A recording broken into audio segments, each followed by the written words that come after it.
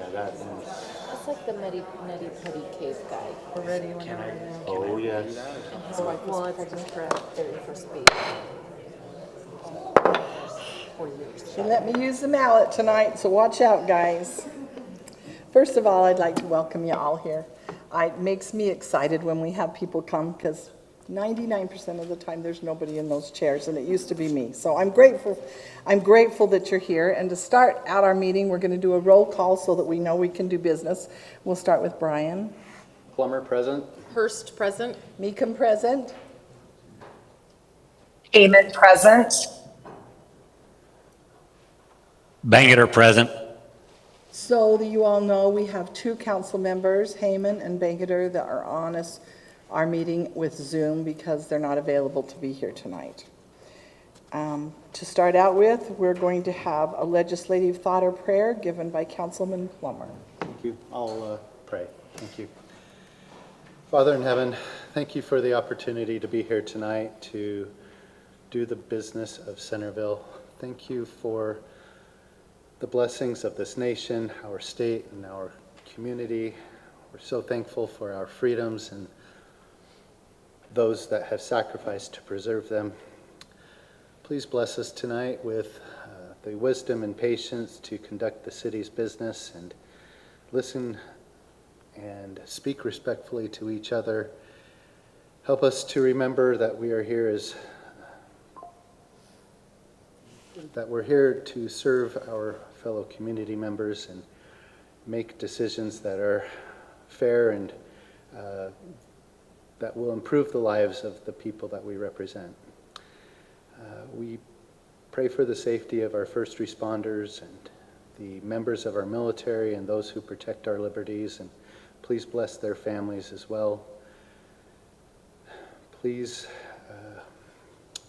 at this time, we ask a special blessing for rain for our state in this time of drought. And with those prayers, I say these things in the name of Jesus Christ. Amen. Amen. Amen. I'd like to ask everybody to stand and say the Pledge of Allegiance with us. I pledge allegiance to the flag of the United States of America and to the republic for which it stands, one nation, under God, indivisible, with liberty and justice for all.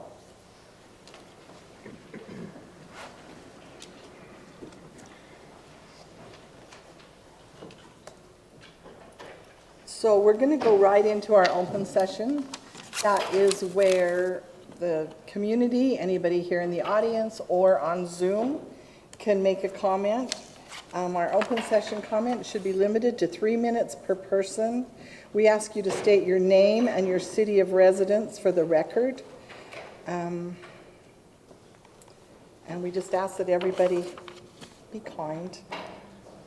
And anybody that would like to come up to the podium. Okay, yeah, go ahead.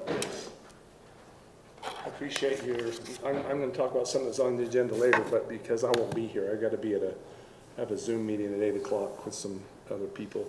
But anyway, I just wanted to talk about, my name is Scott Kerr. I live just right up the street on 525 East, 100 North. And love working with Lisa. You got a real asset in her. And Robin, I think she spent more time, and Gina, I don't know the other 2 guys, but I know you've all spent time. Appreciate your service. I just wanted to focus my thoughts on the sidewalk issue. I don't know, being a developer myself, the cost of putting sidewalk in is just right. If we would do it on raw land right now, it's $40 to $50 a lineal foot. So when you start imposing that cost upon people, which I don't really know if they really get the value of their money for that. And I think if you went in and tried to install it in places where it isn't right now, it'd be even higher because they have to remove other improvements, things like that. I think that sidewalks on the area on Main Street, I think that's reasonable. But through subdivisions and things like that where it hasn't been or never has been, I don't think that's reasonable, nor should you impose that obligation upon the people whose property you're going to be putting that on. And so me for one, as a citizen, is I hope that you don't impose that and think very strongly about it. Thank you. Thank you. Appreciate your service, Hey, right? thanks so much for coming.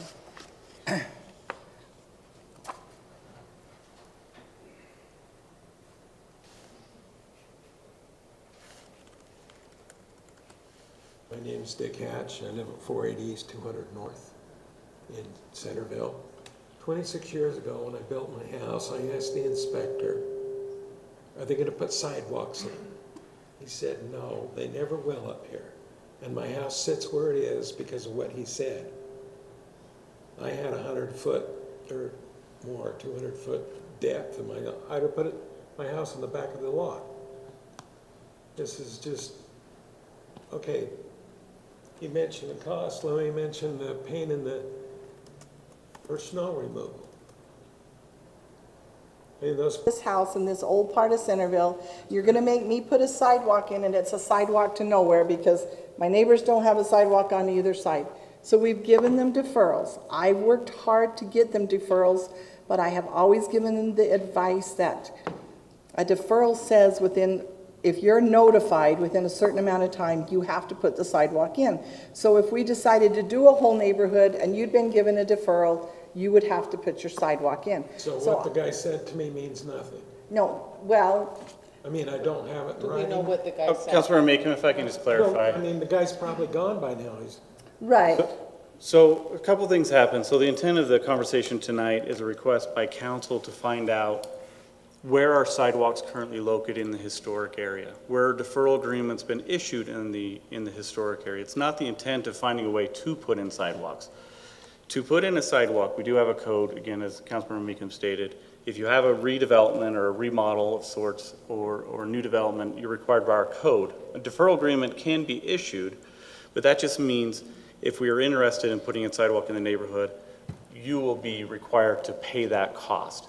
But if we're going to go that route, it requires a couple things. One of the most important things is an SID must be created, which means 50% of everybody needs to agree to put in sidewalks because you're going to be funding it, and it would be a property tax on your property to put in that sidewalk. That has to be agreed upon by you all. We can't force that unless we're coming in and the city is deciding to pay the entire cost. So the discussion tonight is not So let me address to another- force another the issue. sidewalk onto you. It's to just have the conversation, make sure the council is aware of where sidewalks aren't, where they are, who has deferral agreements.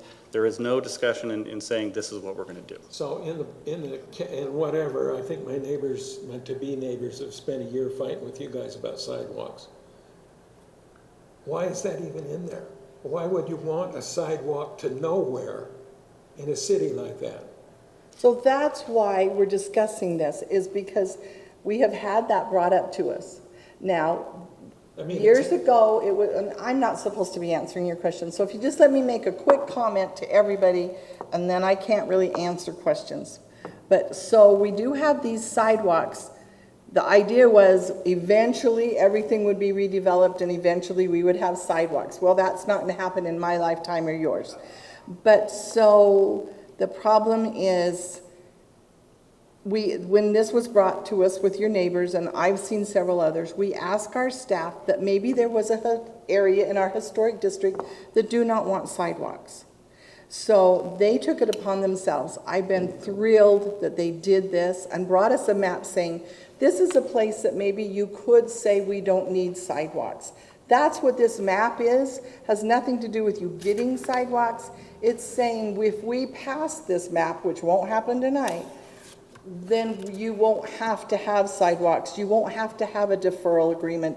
You can remodel your home. You can build a home if you're in this area and not have to have sidewalks.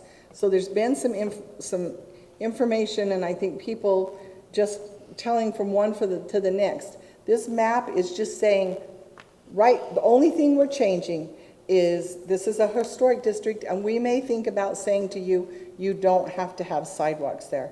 Now, in 26 years, another council could change and say you do. But for this council and 6 this... years, I won't care. And this time, we will not have sidewalks. So that's what the map is, and that's what we need to hear from anybody that lives in that area tonight is, are you okay if we make this area a sidewalk-free place? Yes. And I think- that's the question we're asking people to get up and say, I live in this area, I would really like to put sidewalks on my property, or I would rather not have sidewalks in my neighborhood. I think that's where we're at. From where we're at, there's a sidewalk to nowhere. Okay, And it thank looks you. extremely stupid. It would go through our front yard and take down our 60-year-old trees. And that would have been devastating for us, besides the cost. We did have a large remodel, and we were told that if something, another big remodel or addition or new builds, it may come to that. First of all, I wanted to say thank you for the deferral. That was so needed in a frustrating addition part. And the addition was for health reasons, not for a bigger house. So thank you for that, and I really hope we never have to do that. Thank you. Thank you.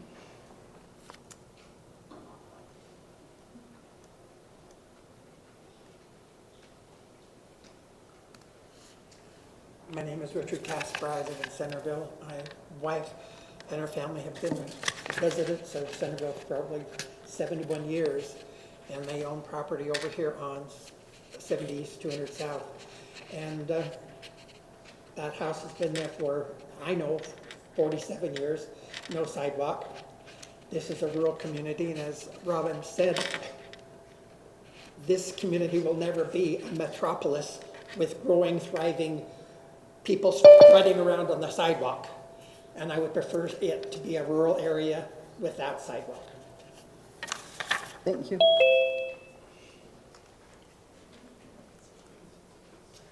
Hello, Clark Richardson, 55 South, 200 East in Centerville. I just wanted to articulate that, speaking for my wife and actually for neighbors all around us, we live in kind of the oldest part. Our house was built in 1926, where those big sycamore trees are on 200 East.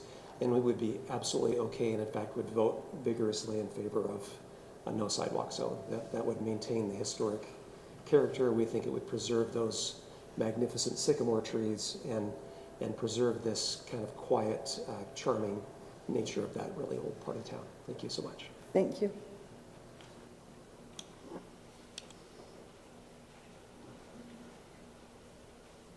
Blair Parish, 124 North, 200 East. My family's been here since Centerville existed, so I love walking through the old part of Centerville. I don't need sidewalks there. There's no reason to have them, and that's what I got.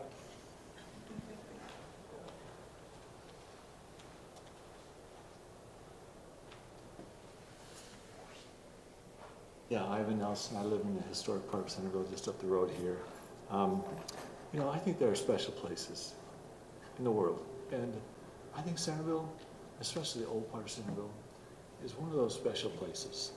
I talk to friends who live in Centerville, and they ask me where I live, and I say I live in this old historic Centerville part, and they're like, I love that area.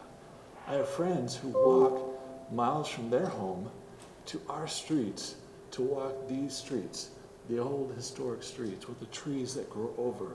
There's just something special about the old homes, and there's a spirit to places. So in light of that, I am definitely in favor of not requiring sidewalks in any of this historic area. Thank you. Thank you very much.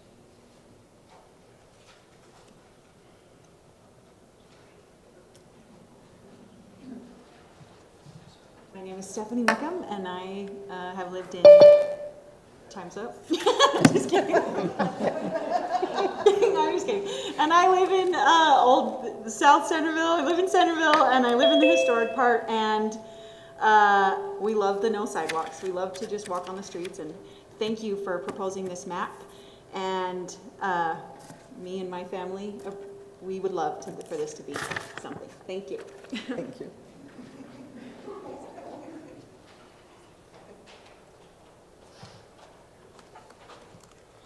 Hi, Kyle Green, Centerville. No suit and tie tonight. You guys are well aware of my position on this, and I believe that I come on behalf of many of my neighbors tonight that have contacted me that are unable to be here.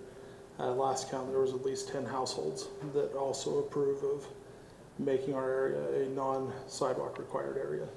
We appreciate your work on this, the council and staff as well. I know it's a time-consuming project, and it's one that may not feel much consequence, but it is for us, and we appreciate you taking the time to address it. Thank you.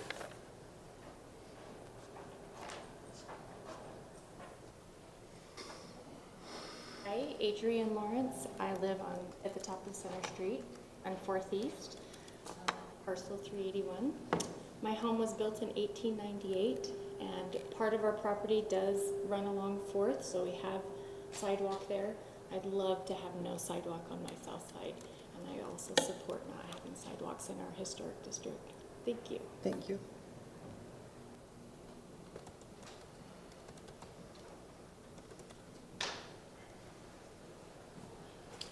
Hi, my name's Tanner Booger.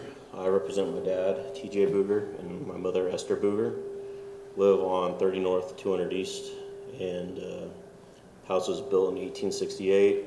Has the oldest post office in Centerville on the property, and they would vote in favor, or not in favor, of having sidewalks. Absolutely no sidewalks. The sycamore trees, like everybody said, would be endangered of that, and everybody enjoys that walk, and see people walking up and down 200 East all the time, and my childhood remembering those trees, and to have anything to impose on those properties would be terrible for Centerville. So You don't get to. My apologies, I forgot one of the other agenda items I wanted to address, which is the, I believe the outdoor recreation planning for a pump track. I don't know if it's been decided upon location yet or not, but I know that there's been some discussion about doing it here at Founders Park or Smith Park. I would like to vote that it remain down at Community Park, or, well, Community Park would be best suited for that. And not. Appreciate you giving everybody a chance to voice their opinion. Thank you. All right, well, we'll close the open session, and we're going to have a presentation by, I think Roger, Timmerman is here on our Utopia, and after that, our sidewalks was number 5 of our business, but I'm going to move it up to number 1 so that those that want to stay, it will be right after Roger, so it will be as soon as possible. All right, we're going to see if this lets me share through your Zoom. Is that the best way to share a presentation? Oh, we can try it on Zoom. That's a new idea. Unless you have an HDMI cable to plug in, if that's easier. But I do have HDMI, and that'll probably be better because I won't be able to get this full screen. So here, come over here, and we'll plug you in here, then I'll give you a clicker. when I need that. I think this will still be better. Still be better. Yeah. And then I'll give you a clicker so you can go back to the mic.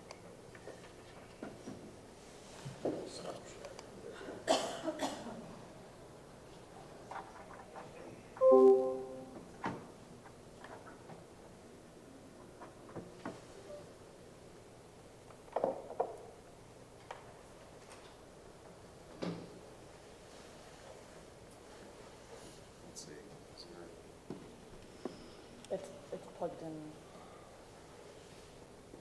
But see, I've got video only going out. Okay. I've got HDMI, but I don't have that. Can I signal you? What do you need? The clicker doesn't Can you work. email it to me? We should have had this done before. Yeah, I'm sorry. Okay, try your Zoom thing. Can I present from here? Yeah, we got a mic for you. Let's present from here. I don't want to take up everybody's time with the AV stuff, so. Okay, can you see this? Not yet. No?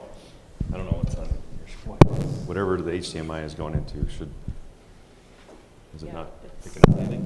Let me toggle these back again. It's not coming through them. Well, maybe we'll go back to the Zoom method.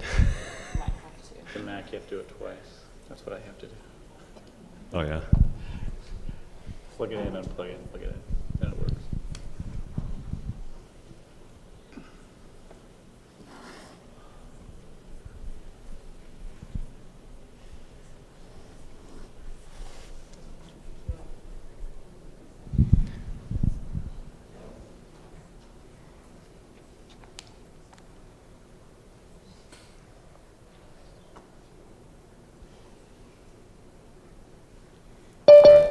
That's me.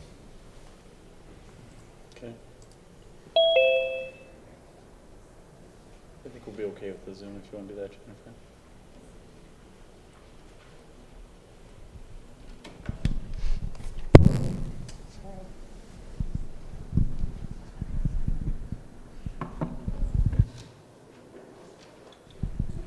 So can you go back to the Zoom up there?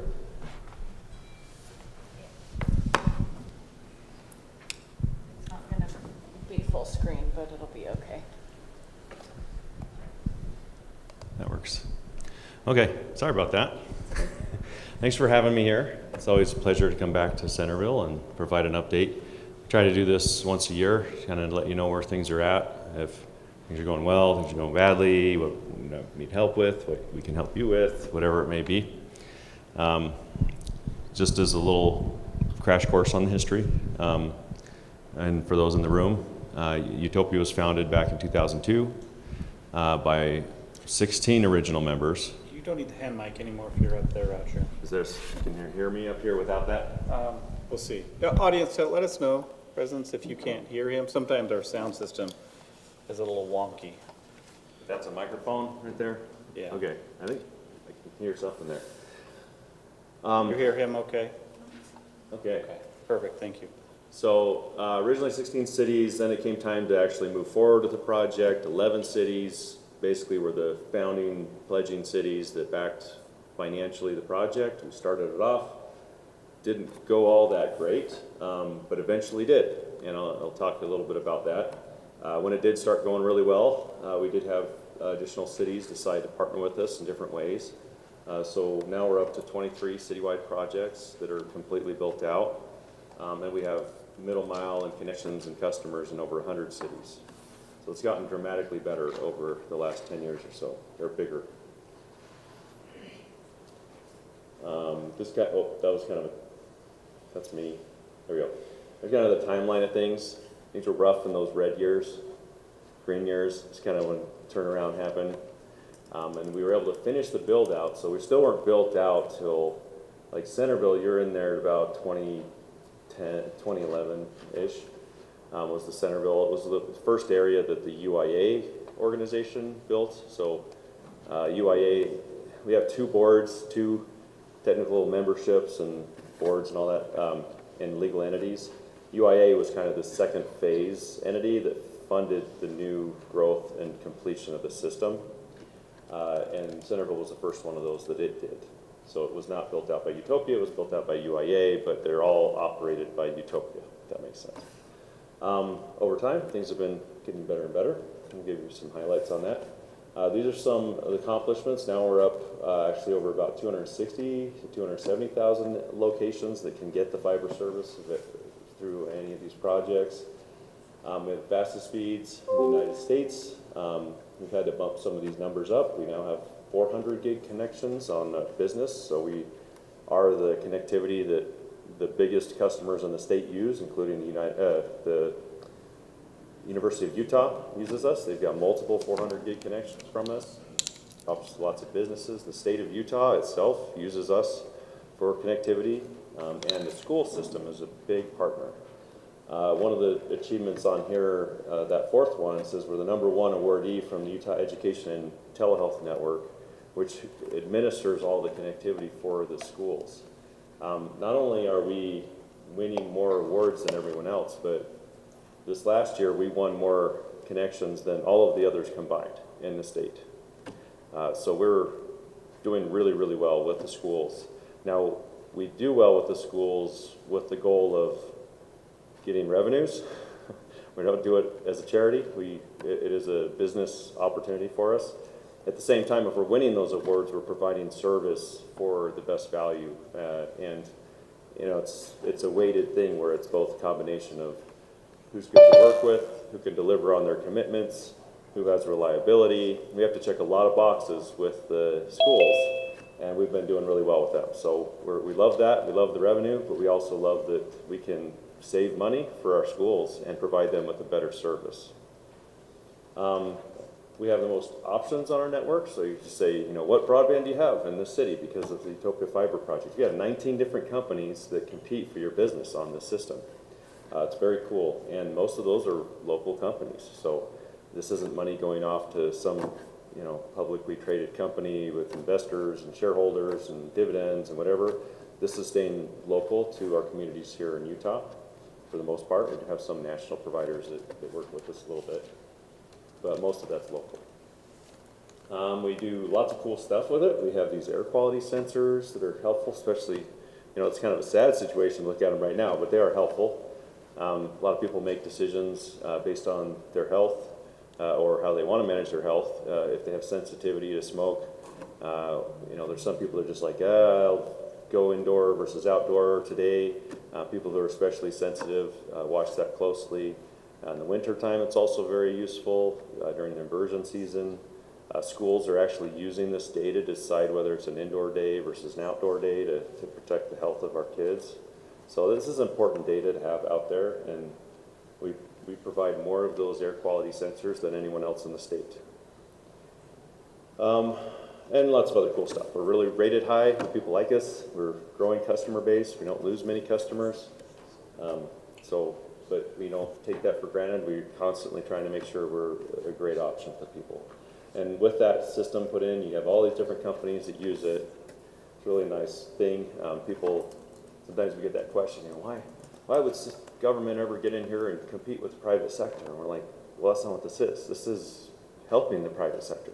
These are all private companies that could not be in your city offering services if it weren't for the infrastructure that you put in place to allow them to come in here. And without that, you would have one of these out-of-state, monopolies or whatever, just taking all your money and shipping it off to shareholders, right? So some of these, these are all local companies. So it's really a nice benefit. Okay, our network, just a couple points on here. It's not even the same as other fiber networks. This is the best fiber network in the state. Every connection is a dedicated connection to the home or business or whatever it is. All of the other providers available, at least in this area, along Wasatch Front, they use what's called a PON system, where it's basically like a cable network, except they use fiber, and that's where they bring the fiber out to the neighborhood, and they put splitters. And so your neighborhood's all sharing that connection. So they say, well, we'll take 10 gig out there, and then we'll sell like an 8 gig service. But if somebody's using a few gig of that, then you're getting whatever's left over. Well, then 20 people are using that. Now you're really, really, you'll see in their advertising, they're like, up to this speed. Well, that's why, because you get a whole neighborhood sharing that connection. And when you need it most is when it's not working very well. It does do really well at 3 in the morning when no one's using it. But at 10 o'clock when everybody's using it, the other networks slow down and UTOPIA does not. So we're very proud of how we've built the system and how it runs. A couple things here. This is the green line is when we were here last year, so it's just less than a year ago when we presented last. It was in September of last year. So I drew a little green line there to show you how we've come in the last year. So we've added about 6,000 customers since then, 7,000. Actually, I think we're closer to 8. It's hard to see on the chart, but it was a good year. This is by city. You can see there's a lot of these cities out there that are newer to having the service, and they're growing very, very fast with their subscriber rates. Things are a little bit flat in Centerville. We'll show you that, but it's not bad. It's just not taking off. This is the availability of the system. Well, even though we kind of finished it back there in 2011 or so off the chart there continues to be little pockets here and there, right? New developments or redevelopment where there is a cost. So we have to, we put that into our financing structure that we do every so often.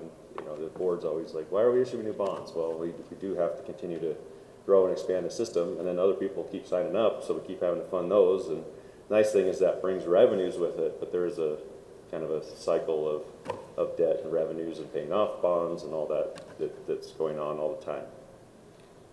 But it's all trending really well. So we'll talk about that in a little bit. Centerville subscribers, I don't know what that little blip was when it went down, but it did definitely slow down. Obviously running out of people to sell to. We've had a lot of people sign up. Our take rates report badly on like what the percent is because it counts a lot of things that aren't actual real potential customers. But when we look at actual homes and properties that are signing up, we have a lot. I mean, it's probably in the 70+%. When we report it, it comes in close to 50%. But as we vet those properties, it's not actually that bad. We're actually doing much better than that. This is a map. There's so many of them that I'm like, we can share the map because it kind of shows that people everywhere in the city have a service. So it is available everywhere. And it goes really well. The exceptions might be some of the MDU properties. If it's like an apartment complex or something like that, sometimes the property owner has some sort of bulk agreement, and so we don't get into those. You don't have a lot of those here, but there might be one or two. But as far as where we can provide service and they'll allow us, we go everywhere we can. We continue to upgrade the tiers and make things competitive. We've seen a lot of people, the 2.5 gig tier was pretty new last time we met with you. That has gotten very popular, so it's not like the top popular one people are signing up for is 1 gigabit, but we're increasingly seeing people pick the 2.5 gig tier. And the 250 meg tier, most people, like that's less popular now, so even though it's the least expensive. So people are seeing like, hey, it's actually worth spending more money to get those higher tiers, which we know we're not doing anything. We're just seeing the consumer trend is continuing to demand faster and faster connections, and already having tiers above that available. You know, we're in a great position to be future-proof and be there ready for people when 10 gig becomes more common. From a technology perspective, there's actually no reason we couldn't provide 100 gigabits to a home. If somebody wanted to pay the money for it, we could do it. The fiber is capable. In fact, we could do 400 gig to every home in the city, but it's not practical. The electronics are very expensive. But again, it's good to know that we have the fiber there for, this is generations, right? This will be good for 50 years plus. And it's just a replacement electronics to do those upgrades. And we're on depending on which part of the network you're looking at, it's either the 3rd or the 4th generation. So even though it's like, yeah, we built it and connected people, there's been a complete technology refresh of everything several times in that period. Anyways, this was just an example, like we do these cool, like fire detection cameras and things. So this was a time lapse of a fire that happened down in Provo back in the day. That was last year's fire. This year they've kind of stayed away from our cameras. So we're like, maybe they're more of a fire prevention thing. They don't seem to like to get caught on camera. So we'll put up a camera and they'll make sure you don't get any fires, right? You get covered a little bit from one we have in Layton, but we have talked a little bit about getting one closer to kind of cover Centerville and Bountiful. So we should follow up with that. We have the camera for it, actually. So we got to figure out a good spot for it. Anyways, that's kind of a fun thing you can do once you have connectivity. Okay, now the numbers, the dollars. Robin's gonna be like, where are we at on this? But she knows, though. She's in our board meetings, right? Initially, what we've been doing for the last few years is said, well, we've got these bond payments on the old project. Your project was mostly paid for out of the new UIA stuff, and UIA is paying all of its bills and debts, but UTOPIA, all the cities, are still part of that. And none of their cities really felt like they got their fair shake out of that. But it is what it is, and the cities are paying on those bonds. But every year we pay more and more towards those bonds. We go try to get new customers and grow revenues so that we can take a bigger payment towards those bonds. And the last few years we've been keeping up with the increase of the payment every year. And what that means is the bond payment structure, when they did that, or refinanced it back in 2008, said, here's your annual payment, and that payment amount goes up 2% every year. And back then, it's like, we can't pay anything, and the payment to the cities, or from the cities, were going up by that amount. It was very, very painful. And then we started doing better financially, and we said, we can contribute some towards that and basically stop. And we said, you know, we're doing really well. There was a year when we said, let's put $2 million more. So there was this big initial kind of jump that got us to a $2 million payment every year. And then the 2% each year we've been keeping up with. And over time, that's put us at a place where we're paying about 30% of those bond payments, and the cities are paying about 70% on the UTOPIA bonds, and then 0% on the UIA bonds. UIA bonds we're paying 100%, and the cities pay nothing. This year, we had some discussions in our board meeting of like, can we squeeze that a little more? Can we do better than that? And we did. So this is the wrong one, I think. We upped the number by 100,000. I think I put the wrong one in here. I believe this is the originally proposed one, and then we put another 100,000 in there. So what that means to the city is that your payment to the UTOPIA bonds, rather than like just us keeping up with the increase and your payment staying flat, your payment actually go down. And we're really excited. That's really kind of feel like is a turning point. Just because we get asked the question, why are we still growing? Why are we still adding new partnerships? And we're like, well, we do them because they're financially beneficial. Well, that is what allows us to keep up with that 2% increase, but it's hard to see that. The cities are just seeing flat payments. This really is showing that, hey, we're doing a little above and beyond that so that your payments go down every year. And we do hope that those payments go down to zero at some point. And even then, we're accounting for every payment the cities have already made in the past and count that as a debt. The structure of the UTOPIA bonds was always a loan, so that gets paid back to the cities if we're in a position to pay that. Now, the bonds get paid off in 2040, so we should be in a dramatically better position to pay the cities back, and there won't be any payment, obviously, then. But it's that's a ways out, right? We've got another 14 years before we're there. But over the last 14 years, we've only seen demand go up. We've seen everything from satellite and fixed wireless to all these awesome things, and they've gotten better and better and better. But fiber has gotten more better. At least it's become more capable of delivering the connectivity that people have wanted, and people have switched from all other technologies and methods of connectivity towards fiber as a consistent trend over the last 20 years, 20 plus years. I mean, we got the first customers connected in 2004, so we're 22 years in, and that trend has been consistently increasing. So, hold the line for another 14 years, continue to grow those customer bases, continue to make financial progress every year. We see competitive threats coming in here. There's a lot of question marks around AT&T and their acquisition of Lumen, and so you're starting to see billboards for AT&T fiber. We are seeing them do massive upgrades, widespread across our cities. They have a pretty bad reputation, but they are known for pretty aggressive pricing.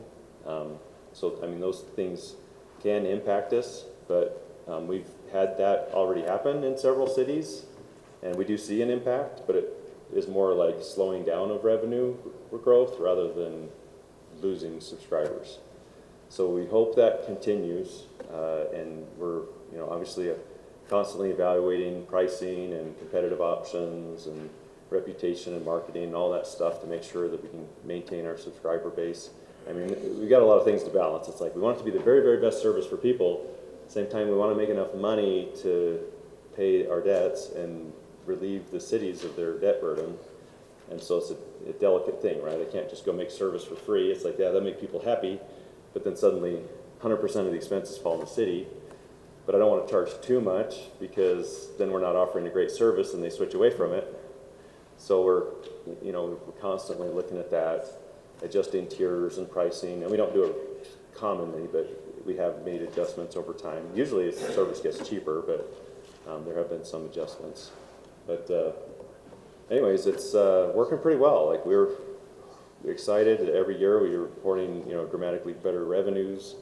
We get another year into bond payments being made, which gets us closer to the finish line of them being paid off, and more principal being paid versus interest on how that's financed. So it's always good. Roger, if I can interrupt. So Councilmember Meekum, I just remind council, the payment of our bond comes from our RDA, our redevelopment agency. So this is funds that is restricted funds that, with the development of the Parish Lane Gateway RDA area. So we get that property tax still to the city, and those funds can only be used for approved uses, and this is one of them. So currently the RDA is funding those bond payments. So it's not coming out of our general fund, it's coming out of the RDA. So pretty smart by the development of our RDA, our Parish Lane Gateway RDA, in the 1990 to help fund this bond payment. So I just want to remind you of that. Thank you. I want to make just a quick, I'm almost done, but I just want to make a couple points. And that this ties into RDA. Like, this is a development and a benefit to these communities. How does that show up? I mean, obviously it's like, yeah, people love the quality of life enhancements or whatever, but this is also a financial benefit to the community. And there's a couple ways to measure that. We say, well, compared to what options are there when we're not available in a city, and this is a third-party study that's looked at this, that basically say, without a municipal fiber option, you're going to be paying about $29 a month more than you would. And I would say, absolutely. Unfortunately, I happen to live in Lehigh, and I have a fiber option there, and I pay $105 for the same gigabit service I could get on Utopia for $70. And so I'm paying a $35 monopoly tax, so that's actually a low number based on my experience, but that's kind of what happens. But if you take that and say the average is $29 a month savings, they argue that that should be applied to every address in the city, because even if you don't sign up for the municipal fiber network, the competitor is lowering the price to be competitive. But I'm only applying that to the actual customers we have. There are 2,520 residential subscribers in Centerville as of this last month, and that amount of money over a year is $876,000 every year that the residents of the city are saving because of this network. The businesses, we have 181 business connections in the city, and we estimate they're saving about $50. That's very conservative. Schools are saving a lot more than $50 a month. But if we average it and just say, all right, they're getting $50 less than they would be otherwise, there's another $108,000 that we're saving the businesses of the city every year. So that's a very dramatic impact. Just here is cash. I mean, what things does the city do that is putting cash back into the wallets of our community, right? And this is one of those. And it's a very popular service, right? There's not a lot of services that cities provide on a voluntary basis that you would have 2,520 households in your city walk in and sign up for that service, right? This is very, very widely utilized across the city. There's another study done, and this is another link on here if you wanted to follow it. I'll send this over to Jennifer when we're done so she can distribute it. But this study sized down to the size of Centerville. They take a look at all sorts of different categories of education, quality of life, and other things, and basically say that you would have a $139 million benefit, economic benefit to Centerville over a 10-year period. So it's not just, hey, you're saving the city $1 million a year. It's you've got local jobs, you've got education, you've got business benefits, you've got and just layer these things upon each other and then put that over a 10-year period. There's a dramatic economic development benefit to the community for having this there. And that's a study that's worth looking through. It's really interesting. So anyways, I leave that just to something to think about, and hopefully you know, it's like it hasn't come without its pain at times, right? But it's great, and I think the residents love it and the businesses love it, and we're going to keep at it. And we really appreciate your support. We love the contributions from the board members who take up their time and they don't get anything for it. You know, we don't pay them anything. So, but we appreciate the support and involvement in our board, in the organization, of course. But do you have any questions for me? And that's all I have to share. I have a question, Roger. And you said that there's a specific connection for each household. For those multifamily properties that are already existing or may be built, are you providing one connection for the 100 units that are there? Is there a specific connection for each of those units? Yes, depending on what they want. So sometimes it's all based to the property owner. Like the property owner is the one in the decision making. Our preference is we want this available to everyone who lives in our communities, but we don't have any sort of legal authority to impose that into those properties. So the property developer sometimes will say, you know what, I want to negotiate some bulk deal with Sumo or X-Mission or something like that, and they'll do all the wiring within the facility, and then we want Utopia to just come in here with a big 10 gig or 50 gig connection, and then they'll do the distribution within the complex. Sometimes that happens, but then sometimes we come in and we wire fiber to every unit, and they can sign up individually in every single unit within that place and pick different providers. We actually have a discounted model for that, where we normally charge $30 a month per unit, like per home.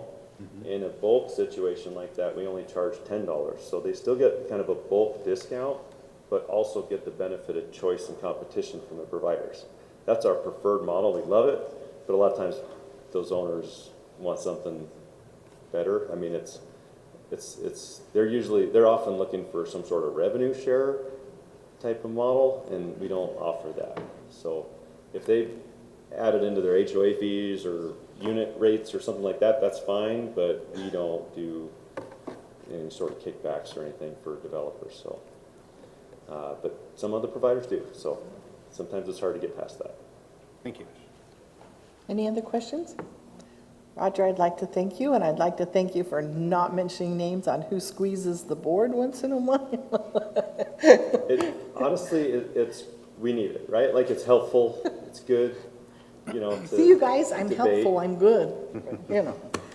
Hey, Anyway, thank you so much. Our feet should be held to the fire, right? Like, what can we do? And we gotta always keep the city's interests in mind, and that's who we work for. You know, we work for the cities, and so you do express that perspective. I do Don't let us express. forget that perspective, and that's fair. Thank you.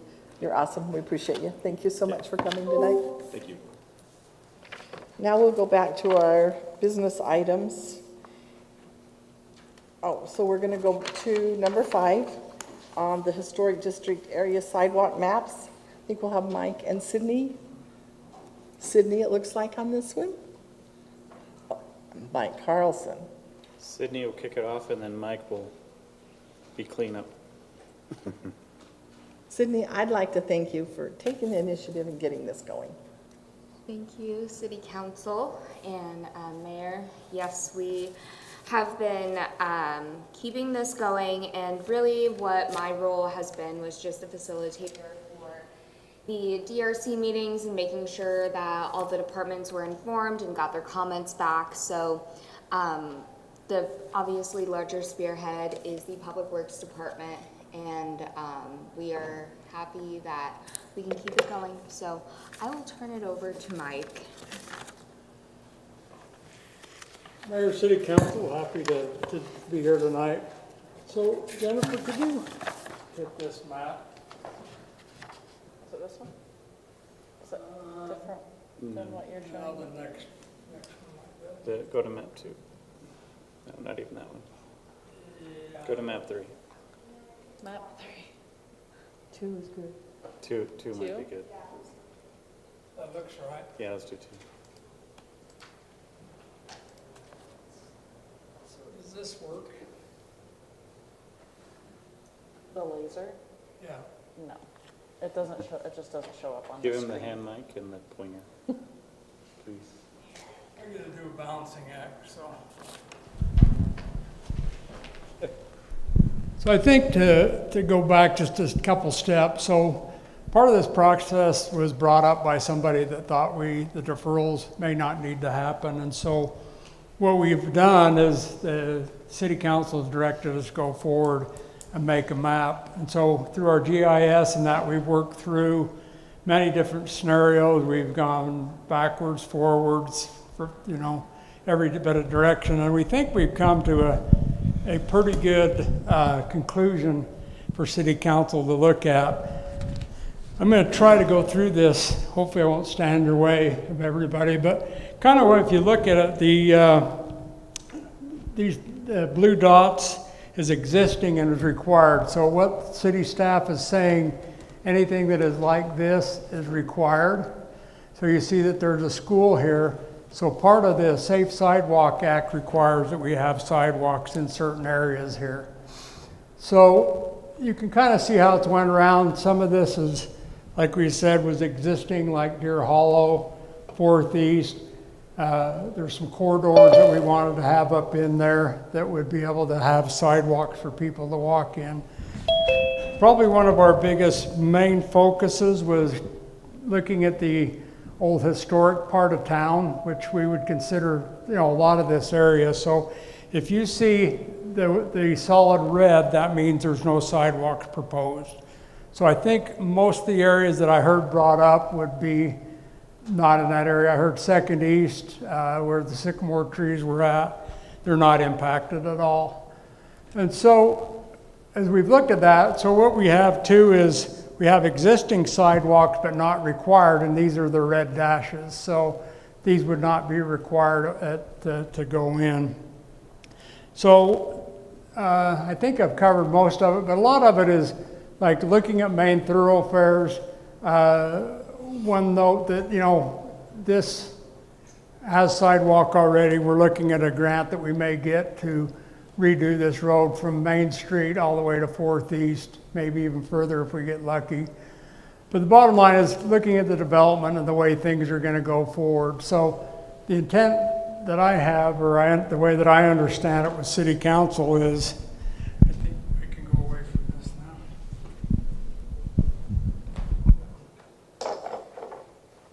So I think the intent that City Council has was to come back with a map that we would be able to look at as far as department heads and say, they don't need a deferral, no sidewalks here. This is the common ground that we've all agreed on. And I think that's what we're trying to get to where we are covered. There are some things like I mentioned, the school having safe sidewalk around there for the children to walk. I don't know if you've been on 2nd East, maybe some of these residents live here, and sometimes that can get a little chaotic with the cars coming and going, dropping kids off.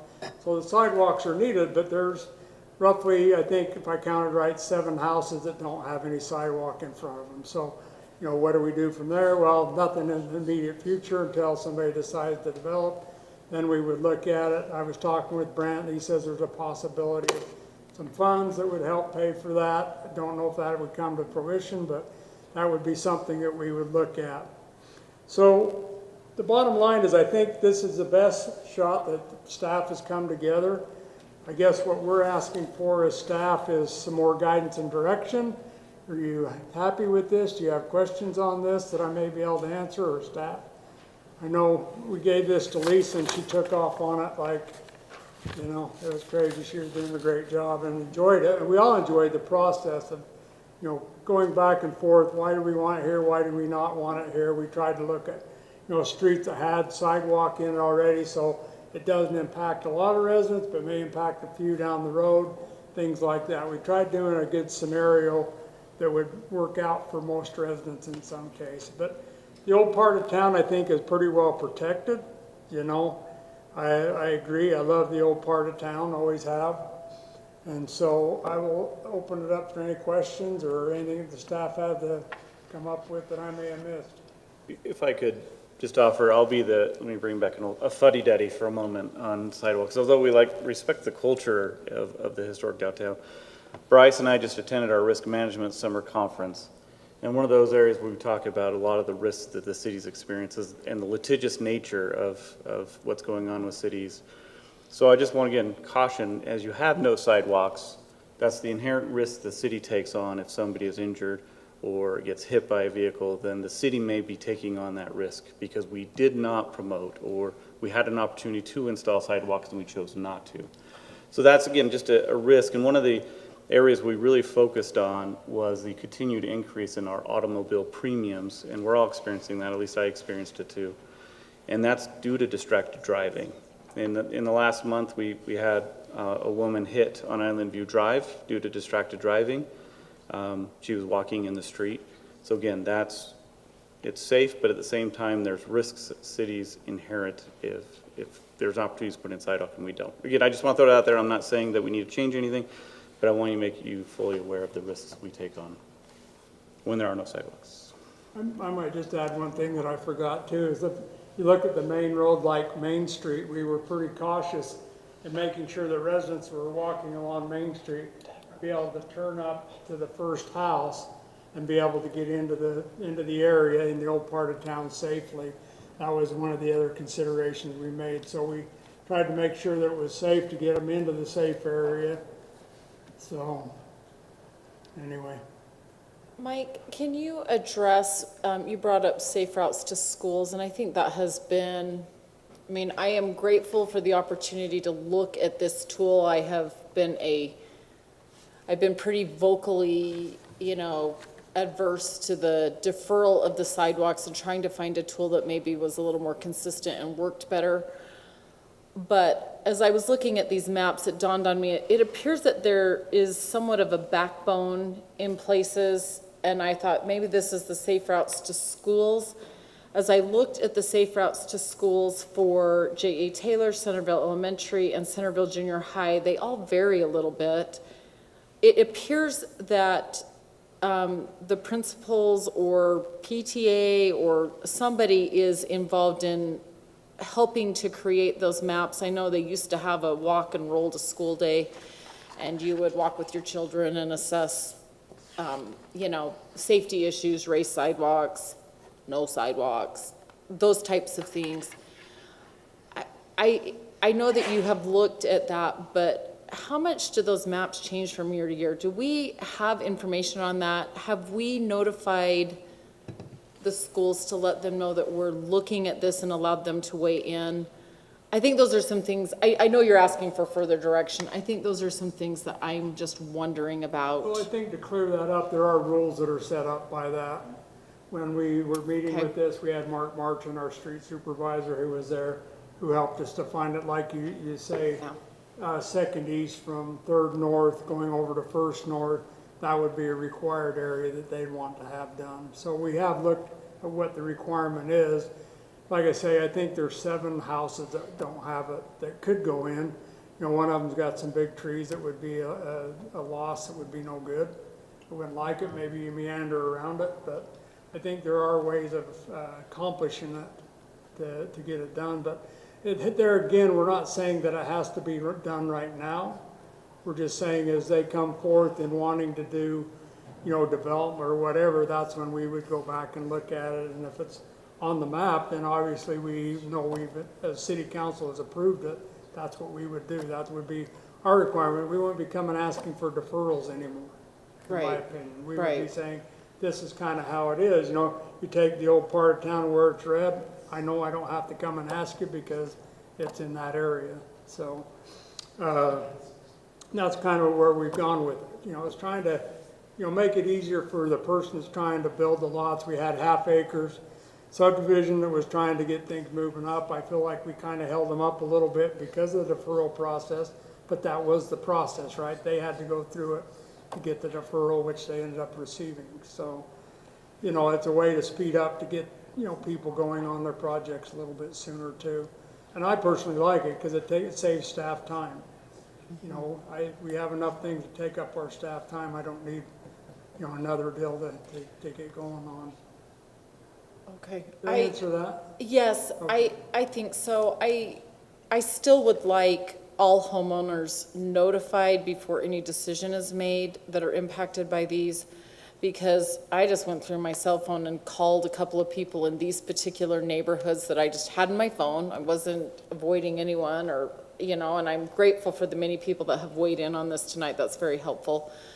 But in those 4 cases, I had 4 people that said, oh, I would prefer sidewalks. And so I want to make sure that we're getting I want to make sure we're doing what the residents want, but also I do want to point out, I think it would be somewhat irresponsible not to consider the impacts, and this doesn't mean I'm opposed to what we're doing with this map, but somewhat irresponsible of me not to have looked at the SRTS guide, which is a national, SRTS is a Safe Routes to Schools. I pulled up their section on sidewalks, and this is This is one statement from there. According to a study by the University of North Carolina Highway Safety Research Center conducted for the Federal Highway Administration, the likelihood of a site with a paved sidewalk being a crash site is 88.2% lower than a site without a sidewalk after accounting for traffic volume and speed limits. Now, I want to preface that it says after accounting for traffic volume and speed limits. Obviously, we are talking about an incredibly unique area that I do believe has less traffic. So I'm not suggesting that I think that that is a problem. What I'm suggesting is I want to make sure we have a really good understanding of the data here, because if we go through with this, I do agree there is additional liability on the city. But worse than that, I don't want one of our kids being hit by a car. I don't want that lady up on Island View Drive to have been hit because there was a distracted driver. So those are the questions that I feel like I am hoping we can get answered, and I'm not sure I'm comfortable that we have quite addressed all of that. So that's where I'm at. But I want to get a tool here that I agree, it would be really nice if staff doesn't have to do these deferrals all the time. I want to do what the residents want to do. I just want to make sure that we also keep our kids safe. And I don't want to be the one that was irresponsible and said, oh, it's okay. You know, I mean, Robin knows there's many near misses at her crosswalk. Now that's on Main Street. So I just want to say, I know this is a different neighborhood, but that's what I'm worried about. And it has been a neighborhood for a long time with no sidewalks. So we're not making it more dangerous than it's already been. Right. And just like the lady that was hit, there was a sidewalk and she's walking in the road. And I'll be honest, I walk in the road every day. So I don't know what to tell you. There is a sidewalk on one side of the road, right? Oh, no, maybe there is one on both. On Island View? Island View. Island View, there's not on both. It says one. But she was walking right to it. Well, right up here is, I don't know where she was hit, but right here it shows that it's required but not existing. On the other side, on the east side of the of the road, which doesn't make a lot of sense. But anyway, I think what you all have done is great. I agree with Councilmember Hurst that there are some things that we can kind of flesh out here and with some more research. But I would also like to say that I believe that we need to adhere to the residents that are in the neighborhood, and that ultimately, if there is something that we can do to put this into the code, that would be that would make it so that there is no ambiguity, that there are not going to be any sidewalks in the historic district where they're not required. That would be something that I would be supportive of. And I mentioned it last time, if liability or safety is a concern, that lowering the speed limit in the neighborhood to 20 miles per hour is something that I would be open to. I already drive very slow in the neighborhood, but putting the speed limit at 20 would be something that would ensure that people are being more safe and being aware of their surroundings. Okay. Anybody got any other comments or questions? Yes, Mayor Pro Tem Meekum. This is Councilman Bangeter. I was glad to see Chief Ackerson walking forward. I would be very interested in hearing some of his perspective from a public safety perspective on this. But also, I'm not quite understanding the three maps. Is one of those three a preference that staff is leaning toward to recommend to the council? The differentiation, I mean, they're all future potential considerations. Where are we with the three differential maps? Yeah, my understanding is that these are all the same map of what staff's recommending. We just had different opinions on how to represent the areas that needed sidewalks and areas that no sidewalk would be required, comparing that to existing data of existing sidewalks. So there was some GIS issue of, hey, we already show on our map existing sidewalks. So that is the only difference, and you'll have to look at the legend to know the difference. And so, for instance, the one that's on the screen now, it says sidewalk required but not yet existing in blue. Red, sidewalk not required, but some exist, and then yellow is existing. My problem with this map is if I own property with a yellow and it's existing, it doesn't tell me if I always have to keep that sidewalk or not. I would like an area that's just red, which means this area does not require sidewalks. Whether they're existing or not, they don't require sidewalks. So if you decide you want to take your sidewalk out, you can. Same thing, okay, well then, and so this map is this one is saying whatever's red, solid red, no sidewalk required and doesn't exist, but not required, but existing are the hashed red. So you can see where you have sidewalks that are existing, but would not be required in the future. So those are the dashed red, or where they could, if they wanted to remove it, they could. But yes, potentially, and you'll see it's around the churches and other things. And then same thing with the blue. The solid blue is required but not yet existing, and the dashed blue is existing and required. So this one, if you own property, you can look at this map and know, am I blue or red? Is it required or not required? Whereas the yellow did not clearly state whether it was required or not. So that's how we went from the yellow to the red and blue, and why we kept the dashed, I think, because under the GIS data, we already have data of where sidewalks are existing, and we want to retain that GIS data on our zoning map. And our GIS specialist did say that he updates these sidewalk maps every time.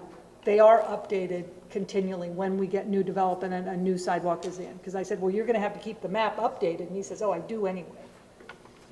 That's awesome. Okay, thank you, Lisa. Thank you, Mike.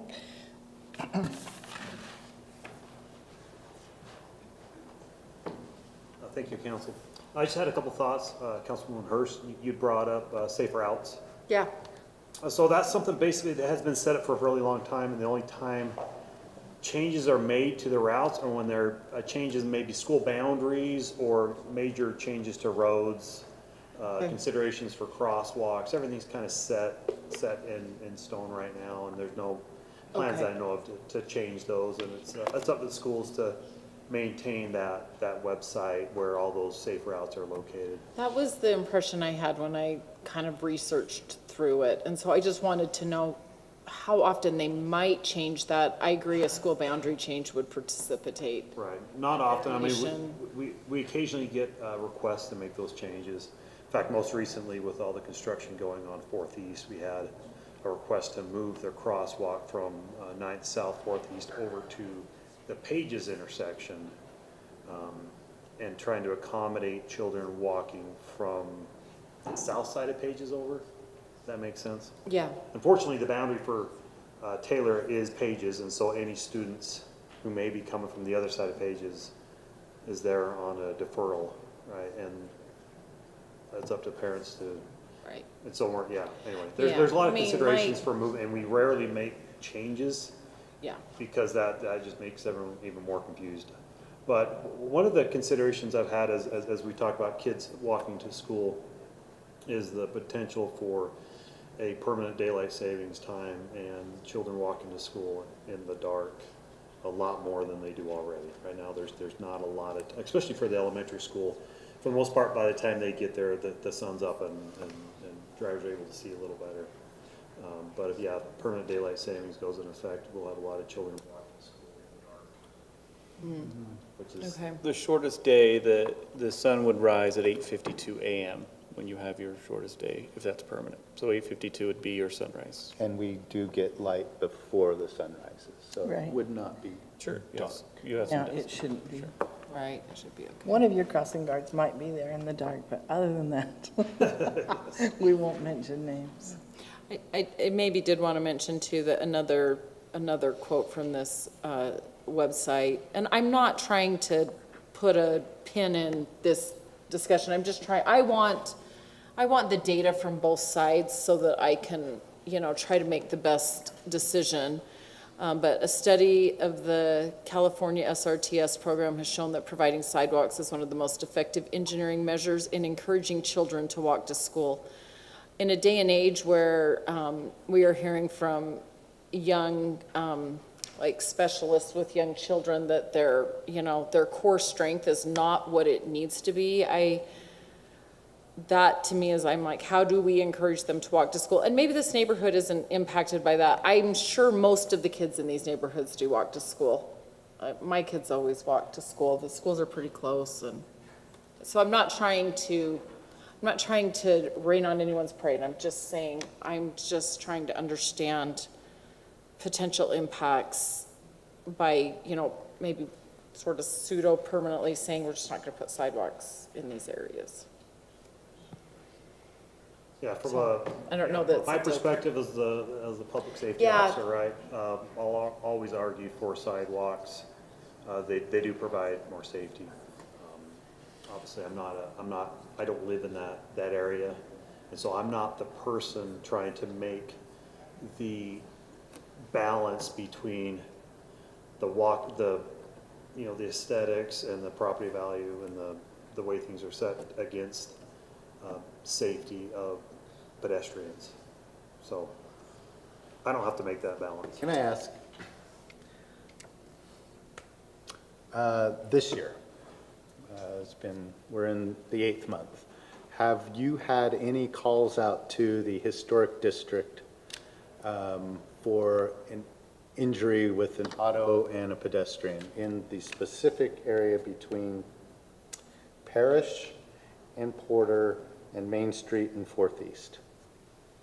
Have there been any accidents involving a pedestrian and an automobile?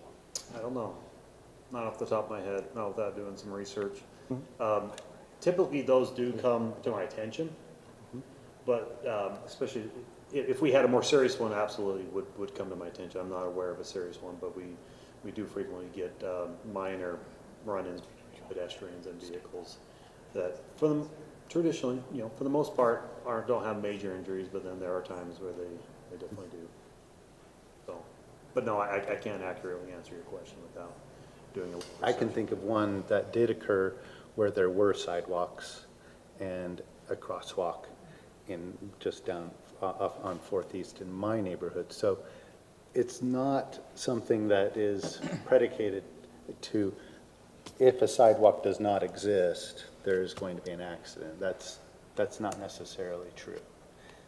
And I would be curious to know about the history of the historic district and accidents in that district with pedestrians and automobiles. That would be something that would be, I think, beneficial to all of us to kind of hear and know how many accidents are getting reported, severity of those accidents. However, Councilmember Plum, I do want to state a sidewalk's available.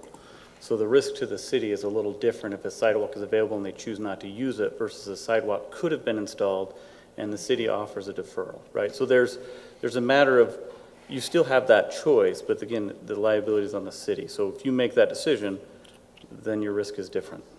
Then we should actually, where there is no need for sidewalks, we need to then state that there is no need for a sidewalk. The rest of this probably is a closed session topic, but well, then but yes, I get therefore what we you're will not saying. have an issue. The accident would be the responsibility of the driver, not the city. And that's the way it should Sorry, be. I've opened the door. Sorry, I I apologize, have Lisa. stated in a prior meeting that cities are not obligated to install sidewalks. They are not liable if there is not a sidewalk and someone gets hit in the street.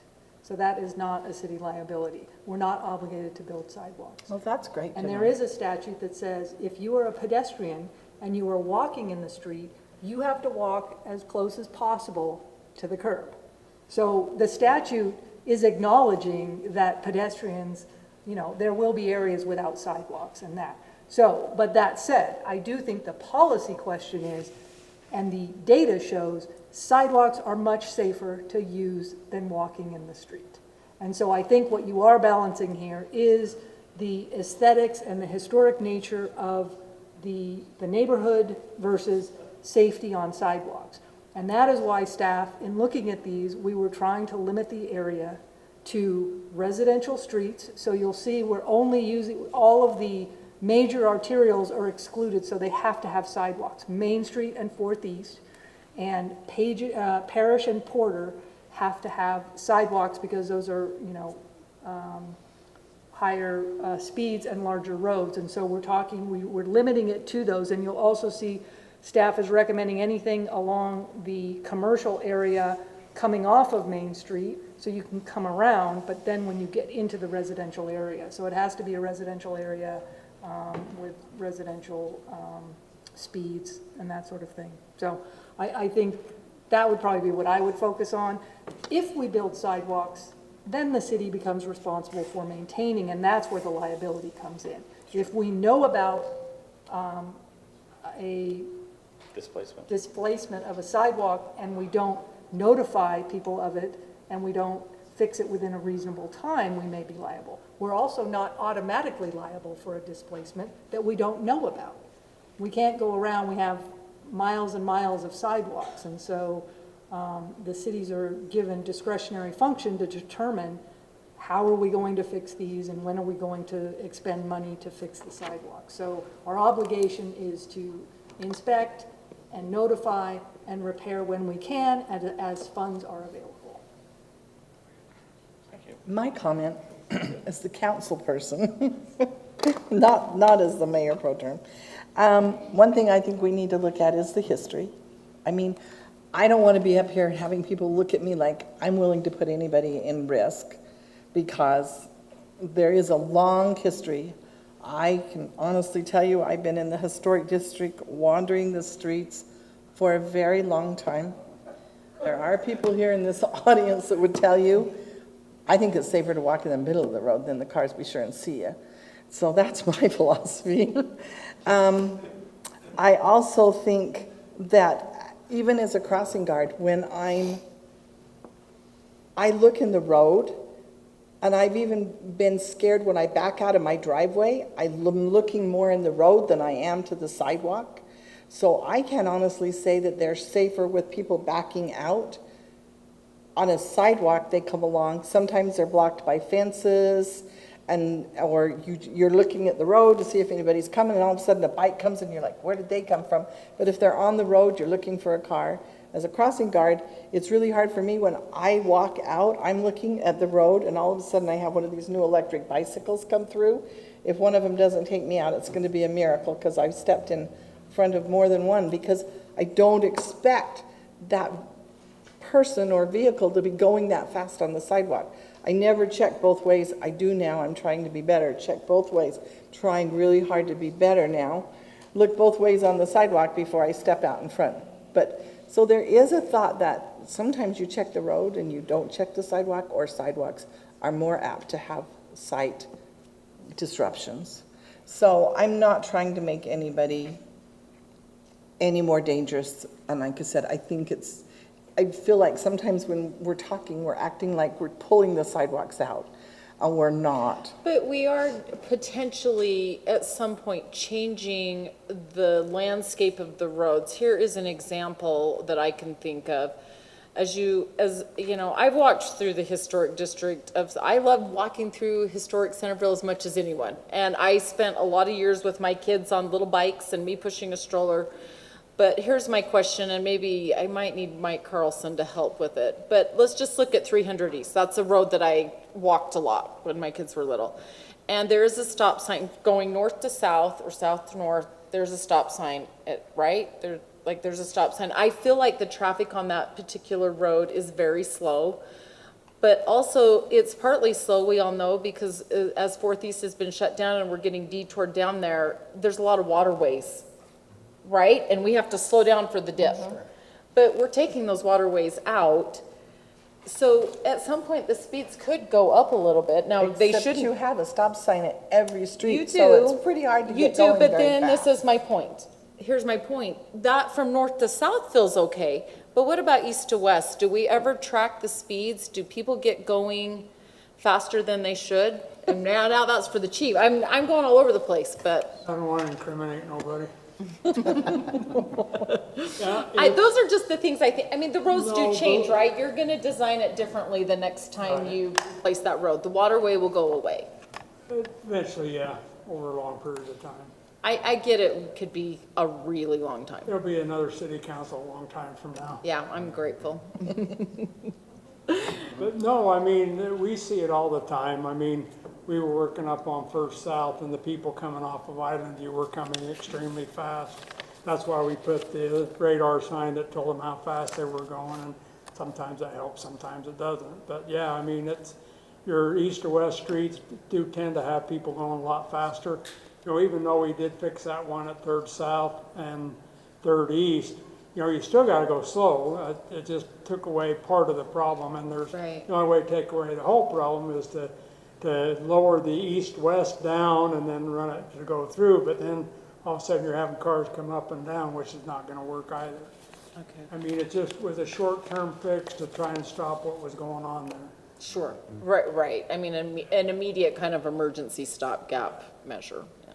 But I mean, again, excuse me for the way I'm going to say it right, but what I'm trying to say is, you know, we enjoy the old part of town, right? And to me, the waterways is part of the old part of town. I mean, you go slow. That's what you do. Right. You know, you don't have sidewalks, and that's why we don't go fast in the old part of town. We enjoy the old part of town because, in my opinion, this is all my opinion, you're in the historical area, right? You have all the old houses, you have the old post office, you have the old Pony Express building, you have all the neat things in town, and it's like, this is a historical area. And so I don't think, you know, taking the waterways out is cool, but in one way, you're starting to lose, in my opinion, you're losing the effect of the old part of town. If you make it to where people can go fast and convenient, you're kind of taking away the old part of town. Matter of fact, I can think back to, date myself, 1983, when we started removing the roads in the old part of town, when they just finished putting curb and gutter in there. Yeah, I've been here that long, but I remember taking out the asphalt, and the old part of town was a cool place. I mean, to me, I don't know if I would do it, but, you know, back in my mind thinks Mike Carlson would go walk in the old part of town just because I enjoy the old part of town. The big sycamore trees, you know, all the neat things that are there, the historical things are there, you know, and so, you know, I guess I would say don't modernize it. That's what I would say. I mean, I realize that one on 3rd East and 3rd South was a bad deal, and we needed to do something, and I appreciate Mark thinking outside the box and going in and taking care of it, but I don't know if we can remedy everything that's going on in the old part of town, and my question is, do you really want to? Okay, I agree. Thank you, That's Mike. helpful. Thank you very, very much. And thank you to staff for putting so much time and thought and energy into looking at this. Do you need any more from us on this subject? I think staff is just looking for direction on which of the 3 labeling maps do you... Is that what this was all about? Well, I think number 2 is clearly a better map in that we understand what's existing, what's not existing, what isn't required, and what is required. I think that is the Easier to understand what's enforceable. And then the intent is that getting this direction and making sure that the council is still on board with moving forward with the idea, the concept of coming up with a map where sidewalks are not required in the city, then we will bring back an ordinance amendment, because we recently amended our ordinance to add more conditions for the deferral. So now we need to redraft that, because the idea would be that we would no longer be allowing deferral agreements. You either are in an area where sidewalks are required, or you're in an area where they're not.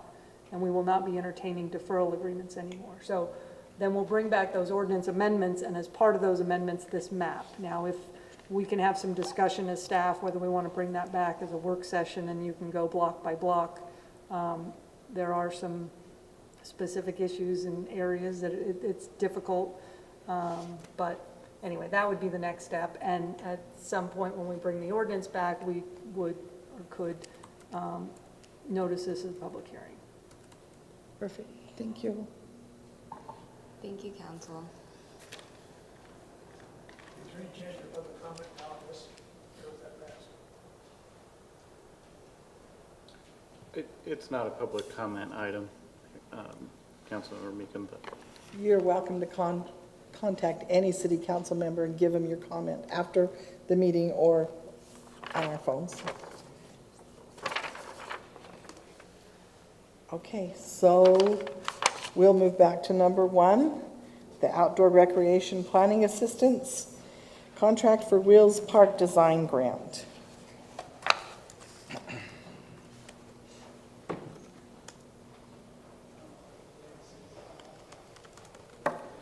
All right, this is gonna be fun. So I'll give you a little Bruce Cox, Centerville Parks and Recreation Director. A while back, we had the opportunity to apply for a grant from the State of Utah Division of Outdoor Recreation for planning assistance, and we applied for that grant and were recently awarded $40,000. And what's being presented to you is the contract. Has been reviewed by our council, and is we're asking the city council if they want to give the mayor authority to go ahead and sign that contract, and then we can move forward with actually keep doing the planning and putting together a conceptual plan, cost estimates, rough engineering, rough cost estimates, and things of what it would cost to build a bike park, all wheels park. And I, in addition, wanted to take this opportunity to create a little bit of vision. I don't know if you've had opportunity to visit any of the bike parks. I know they've built 9 new ones in the state of Utah this last couple years, and I put in your packet some pictures of the city of Bluffdale. This is a pump track that they did, and you can see off the side it has a bowl. Nibley, the city of Nibley just had a ribbon cutting open. This is their pump track, and it's a place for all wheels. It's for bicycles, strider bikes, scooters, rollerblades, skateboards. There's bank turns, there's bumps and hills on the name pump track comes from once you get started, the momentum going down the hill carries you up the next hill, and so you don't actually do a lot of pedaling, but you're just riding the bumps and enjoying the course, and you can go at the speed that you feel comfortable. And so it's attractive to little kids and older kids and older adults as well. The city of Farmington just recently has their conceptual plan. I think I just sent it to, oh, great. Yeah, so this is Lagoon decommissioned their Jetstar 2 roller coaster, and they gave the old ride to the city of Farmington. And the city of Farmington gave it to their designers and so you can see, the arrows pointing there, the yellow track, those are parts of the original Jetstar 2 track, and they've done some incorporation over on where the skate features are. One of the Jetstar 2 cars is anticipated they'll put it in there as kind of an obstacle that kids can ride over and jump on and different things. And so they're giving their bike park a roller coaster theme with a nod to the history of the Jetstar 2 ride at Lagoon. And I show you that because I think Centerville could build one with a Centerville flavor. One idea was that we do a nod to the Phillips 66 service station. Ron service station has been there as a landmark for quite a while, and it could be a gas station themed bike park that has a bell that dings as they ride their scooter across or their bicycle or skateboard. It has old gas pumps. It has triangle-shaped shade structures with a sign that says Ron Service, and we do a Route 66 theme to our bike park. One idea that could connect it to Centerville and make it a little more fun, similar to what Farmington's doing with their Lagoon ride. I also have just a short video that just shows, if you haven't seen kids playing on these, I went to the American Fork one, and it is there. While I was there was someone in a wheelchair that's there. Someone was pushing them up and down the bumps. There was also a mom there with her kids, and she had her stroller, and she was going over through the bike park with her stroller. So I show this video just to give a vision of what one of these could be, and then with your approval, we'll start doing some designs, and certainly all those designs will come back to this council. And the idea is that I can then use that conceptual plan and those cost estimates to apply for a construction grant that would, if we were awarded, would be next year. That could help and that would be a matching grant. This grant does not have any strings attached. There's not matching. It's $40,000 to help pay for the design, and the only string, if you want to call it a string, is the expectation that if you put this money into making a really cool design, that you then will eventually move forward and build it somewhere. The designs will be made to where we can put it wherever the city council would like to put it. In the city, we have multiple locations where it could work, and somewhere it would has different pros and cons of where you might decide to put something like this, but certainly where it'd be easy to access for lots of people. Let's show that video. I think it's only a minute and a half or so. It's not 48 seconds. 48 seconds. There we go.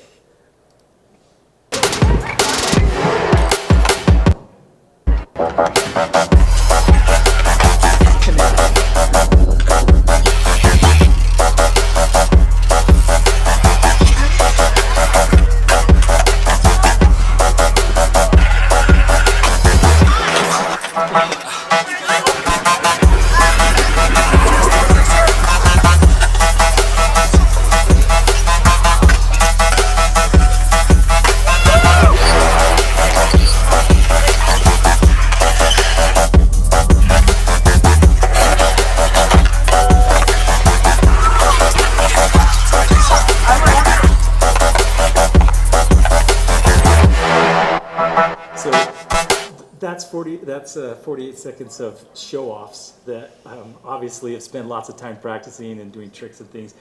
There will be some that do that. That's probably not what you see every day. That's what they put together for their video. But just an idea of what can be done and to create a vision. I think Councilman Member Hurst mentioned we have traditionally and continue to put a lot of money and resources into baseball fields, soccer fields, tennis courts, pickleball courts, lacrosse, football, the traditional sports. And this is a great outdoor recreation. It gets kids that maybe aren't on a team, maybe they're not interested in sports, even adults and those two that aren't playing on a team currently or getting together. A lot of people have a baseball mitt or a softball glove, but even more people have a bike or a scooter or a skateboard. And I think this would be money well spent by the city to forward this, and highly recommend that you allow our mayor to accept the grant money and that we make plans to put in an awesome all-wheels park. Obviously, the expense of this is dependent upon how much you have, how big it is, how much, yeah. how many things there are going to be, how many components there are to it. Is there a range that we can kind of understand, well, this might be about X amount or between this amount, as we are looking at saying, okay, if we approve this 40,000, then we're kind of saying, oh, yeah, we're going to move forward, but what's the next expense? What are we talking about? So you're exactly right. Depending on the size of the location where we want to put it. If this is going to be a half-acre size, a full acre size, a 2-acre size, I would say top end is around $1 million, and I would say bottom would be about 300,000. So somewhere in there, okay. And if we could get the matching grant, it would be about half of that. Okay. But our pickleball courts were over $1 million. Okay. So I agree. I think it looks really fun, and I think we need more things in our community for our kids to do. So that being said, I'm willing to go on for it. I'm a little concerned when you say, we're just kind of saying, I guess I don't want you to come back and say, well, you took the 40,000, so now we're kind of obligated, we've got a matching grant, we want you to give us another 500,000, and we're like, we don't have that in the budget, and you're like, yeah, well, then you shouldn't have took the 40,000. So that makes me a little nervous, because I may do that. I may, if the price is more than what we have. That was my question, was how much. And then I'm a little frustrated because going through the application, you've put that you want it here. I'm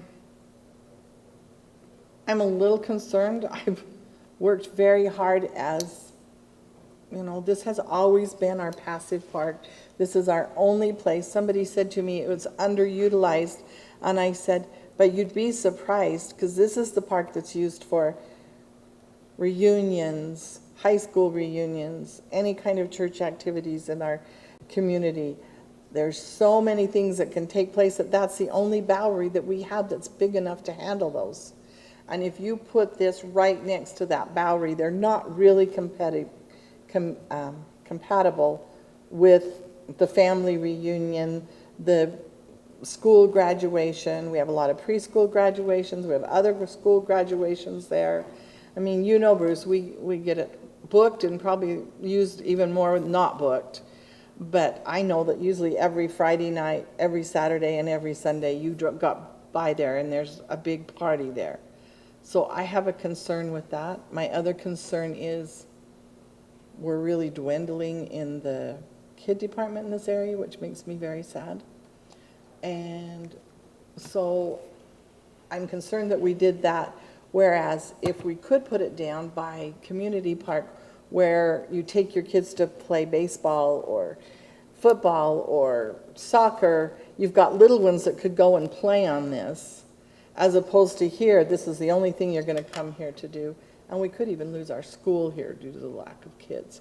So that's a concern to me, that we've kind of... It might not get used as much if it was there. Mm-hmm. So let me address your first question. It was, am I going to come back and say, hey, you're on the hook now for I was able to get a matching grant.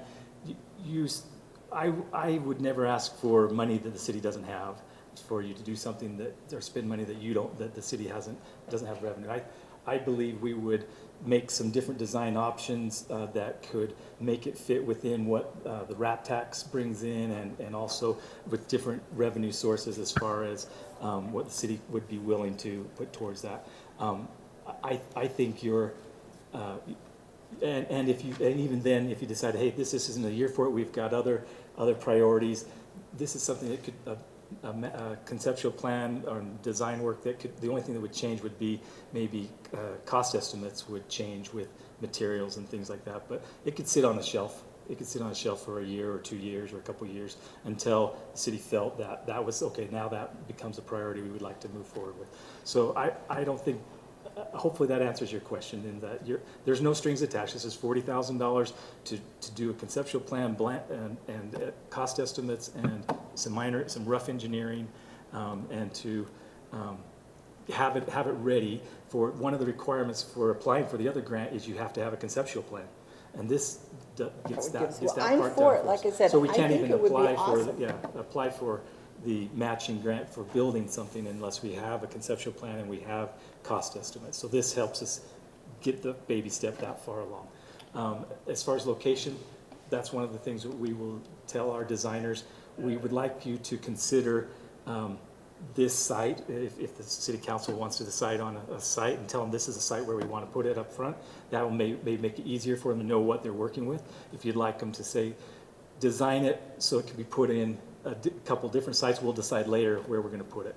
That could also very well be an option. So Bruce, I think the recommendation would be, let's just have a work session with the consultant to kick it off. Sure. And then it might require some conversations with the residents, maybe a neighborhood meeting of sorts. So, but I think first thing we should have a conversation with council to start. ESI Engineering in-house will be the project manager of this, and then they will work with subcontractors that are experts in these kinds of parks. We can't move forward on choosing that until we first get the contract signed. Nothing can be done before the contract's signed with the state.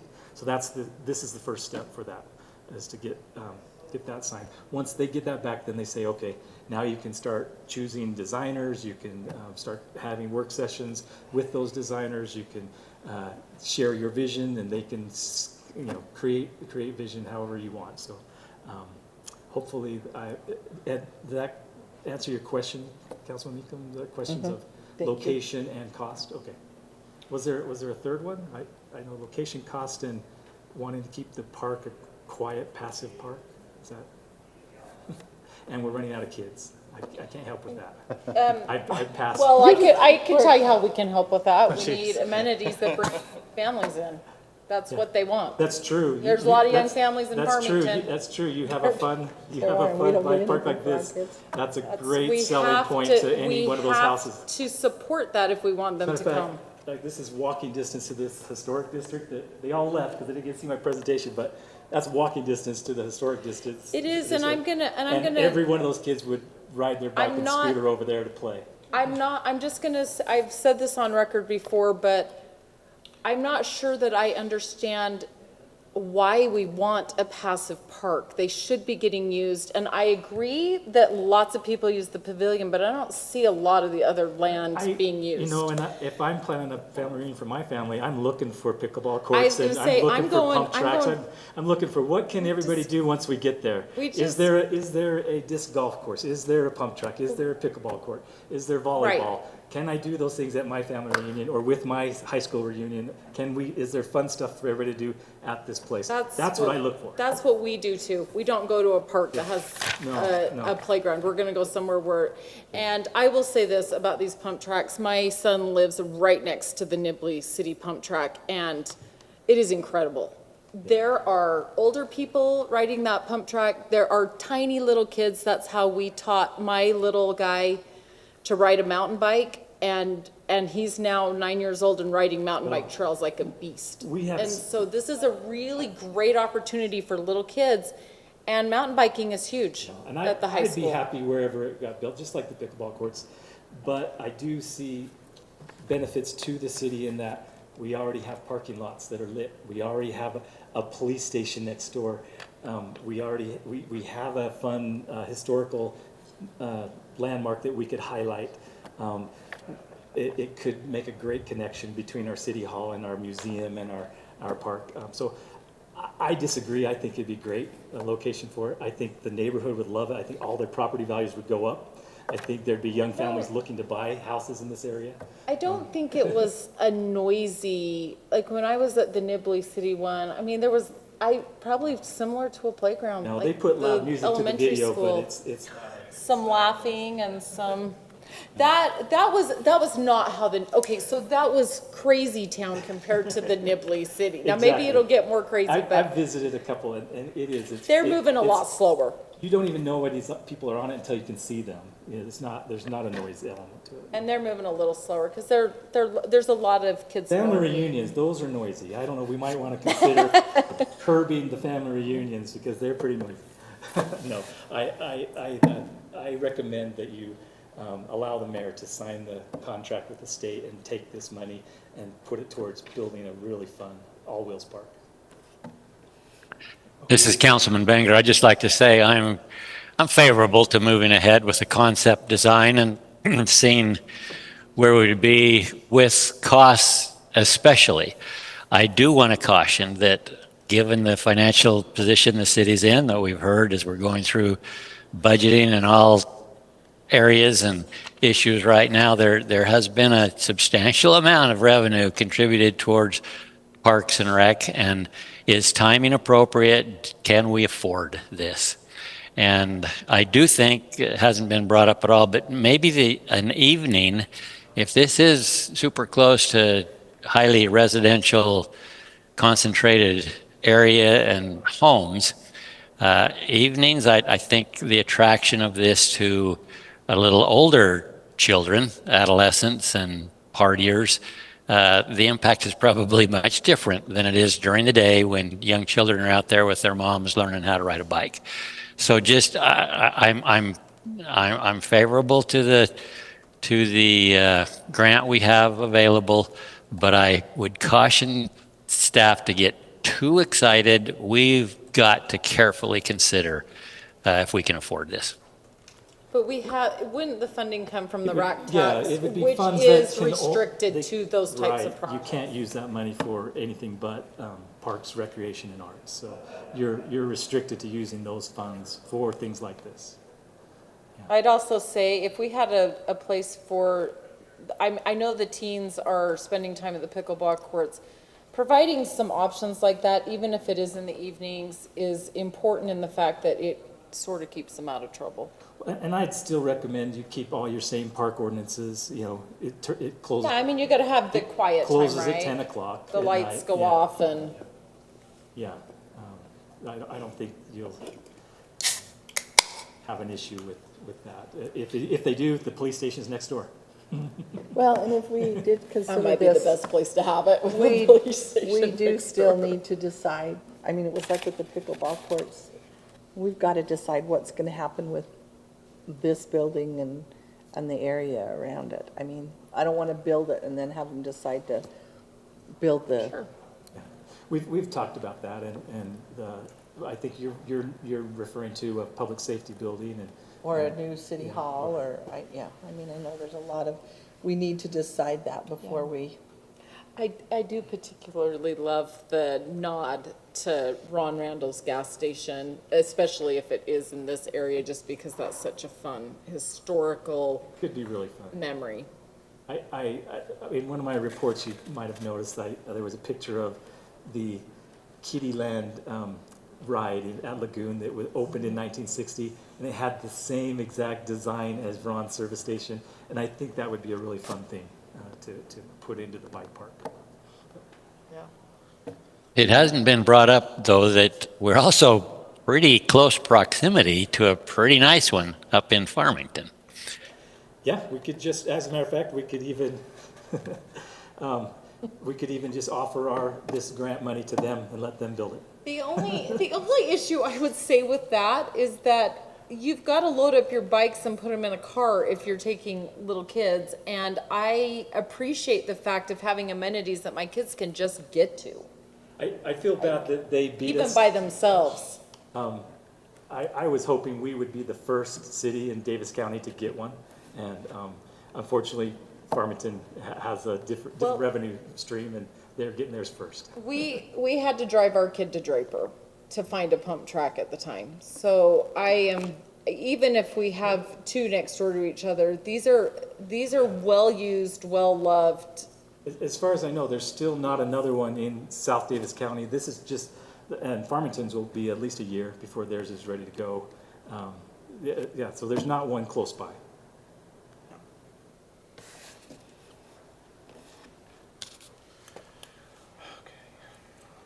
Okay, so do we have the information on that you? Yeah, do we need to make a motion to approve? I'll make a motion. I'll make a motion that we approve the outdoor recreation planning assistance contract for the Wills Park Design Grant with the State of Utah Division of Natural Resources, Division of Outdoor Recreation, and authorize the mayor to sign on behalf of the city. Second.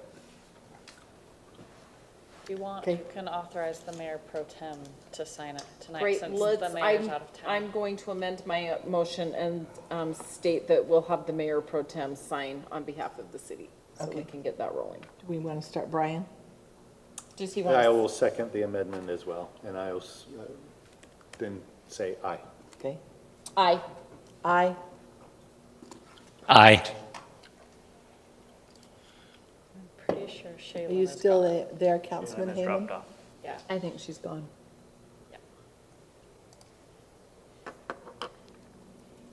Okay, that passed by a unanimous vote. We'll move on to business item number 2, maintenance and ownership cooperative agreement for drainage improvements associated with I-15 reconstruction project. I'm assuming this is probably Mike or Dave again? I can talk about Oh, it. okay, we're gonna turn this over to Lisa. As you know, the city has been negotiating with Utah Department of Transportation for the acquisition of various city properties along the frontage road for an expansion project to I-15. We're still in negotiation with them about essentially selling city property to UDOT for that project. But one major concern of the city regarding that project is drainage and making sure, because that area has historically been used as the swale area along the frontage road. And so the city wanted to be sure that the property acquisition documents made an acknowledgement, similar to what we've done in the past, that UDOT would handle all drainage and, associated with the project and not alter or impact the drainage from their project. And this time around, they said they would prefer to do it by separate agreement that was more long-term. So this is a long-term agreement essentially handling drainage under I-15 for the Centerville area.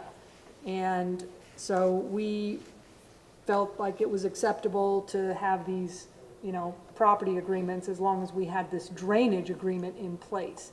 So the drainage agreement that's before you is a cooperative agreement identifying all of the storm drainage systems that goes from essentially frontage road across I-15 and across the railroad right-of-way as well, and kind of identifying these are the ones that Centerville owns and maintains, these are the ones that UDOT owns and maintains, and here are a few, even though the county is not a party to this agreement, here are the few that we think the county owns and maintains, and we think all of these need to be addressed with this expansion of the freeway. So then we went through those, and a lot of the issues regarding storm drainage are obviously engineering issues. And so in the design build contract that UDOT is putting out to bid, our city engineer, Kevin Campbell, has worked closely with UDOT on that attachment of what the design builder has to accomplish to keep these drainage pipes through, and they will be adding some and deleting some.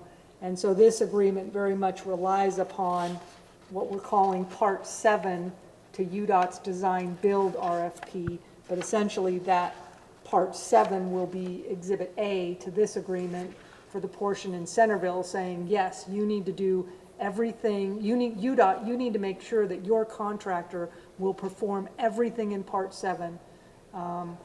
And if you do so, then we also agree who is going to own and maintain those once they're installed. I think we came up with a pretty acceptable language here. We did try to ask them if they would, since we only own 3 or 4 drainage systems through this area, if they would like to just own and maintain them in their right-of-way.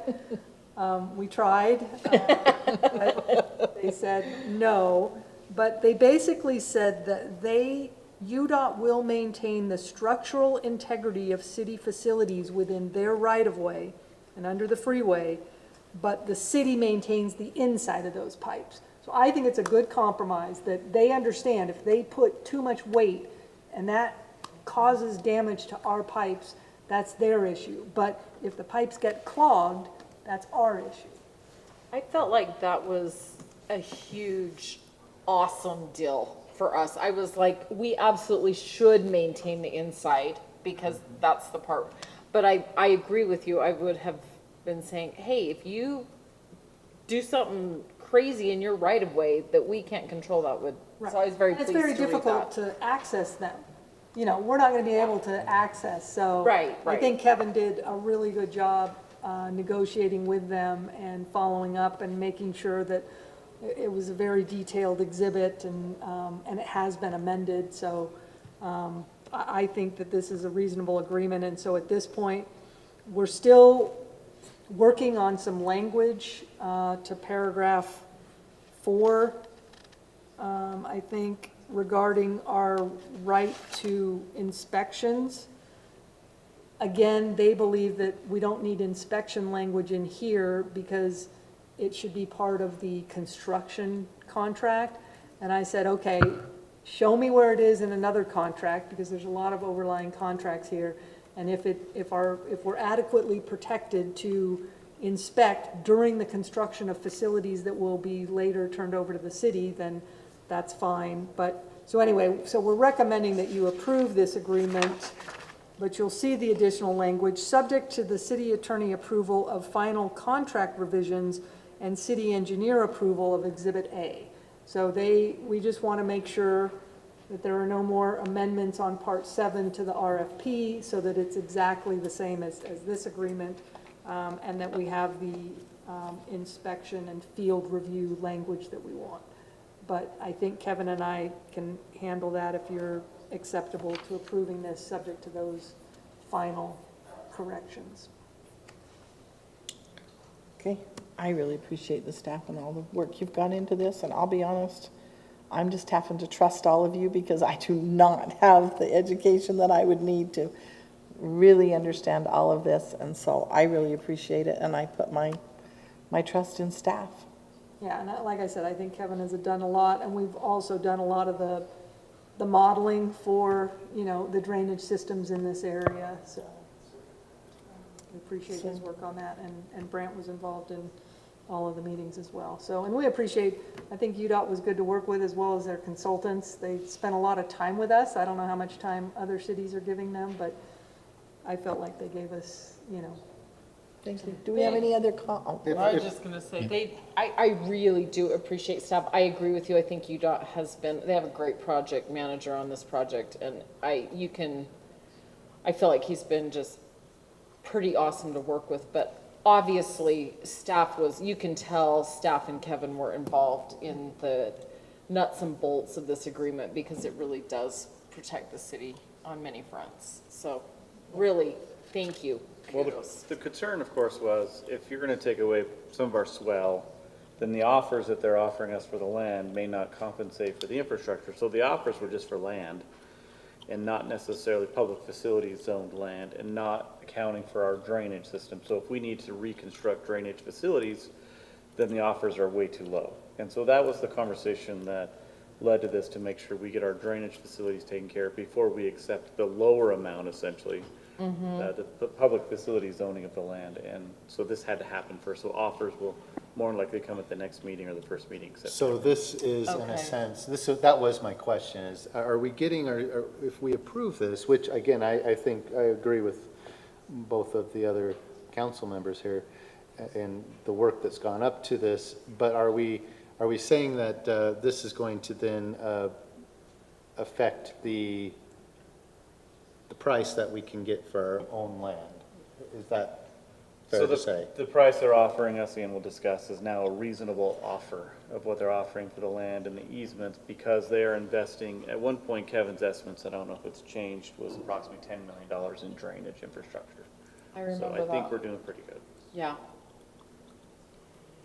I have a couple of questions. I just curious, from a liability perspective, for us taking over ownership of what they construct for us, and I understand we're only responsible for the interior of the pipe, but is there, Lisa, a liability there for if those pipes weren't designed in big enough diameter to accommodate the amount of flow they might get? And the other question would be, I noticed in the contract that there are limits as to percentage of flow allowable in some of those. How is that metered? How is it understood how much is being discharged into those drainage pipes from various entities?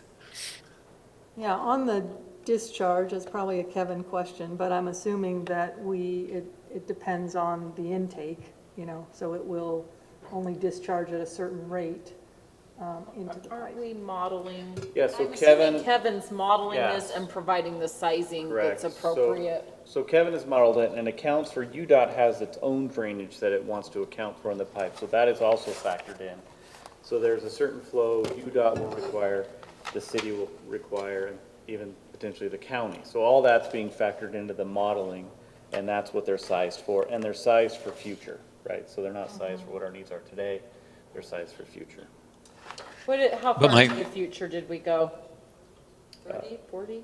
3,000 years. I don't know. Kevin's not here, but it's I'm size. assuming, but don't I know. guess I'd like to know that. We don't need to know today, but I'm assuming probably build out conditions just because we're close enough at this point that Sure. that would make the most sense. And then, in response to your other question, Councilmember Bangeter, so again, the city currently owns and maintains 4 drainage systems through here, and 1 will be abandoned. So now we're down to 3. And I'm not sure if, I know I had mentioned that if UDOT is constructing something for us, I'm not sure if they're constructing, I know 1 will be abandoned, there's 1 new, and the replacement of 11 different pipes, but they're not necessarily all of ours. So I don't know if they're actually building a new pipe that we will then maintain, but a lot of the inspection and field review is also any construction within our right-of-way. So anytime someone wants to build something in our right-of-way, we want to inspect and review that as well. So this provision would also be addressing that. Now, to the extent they would be constructing something for us, maybe on either end, because I know there was some extension across the frontage road of maybe some of our facilities. Again, I believe that our city engineer has been involved in the modeling and, input on the design of those. So I don't see that it increases our liability any more than us hiring our own contractor, which is what we usually do. So we usually, for a city project, will hire somebody with an RFP, but we will do the field review and the inspections, because that's what's important, to make sure that it's, being constructed properly.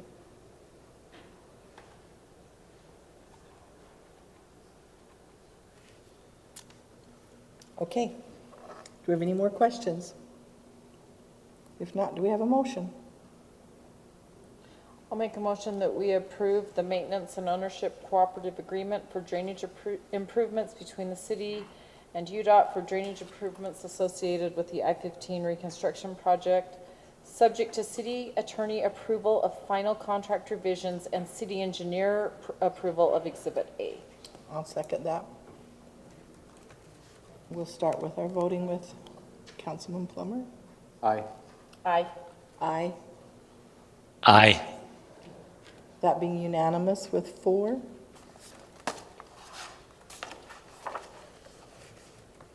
Okay. We'll move on to number 4. Oh, no, number 3, sorry. Statewide utility license agreement renewal. I'm assuming this is probably Lisa also. Yes. Not totally related to the acquisitions and other things and the road construction.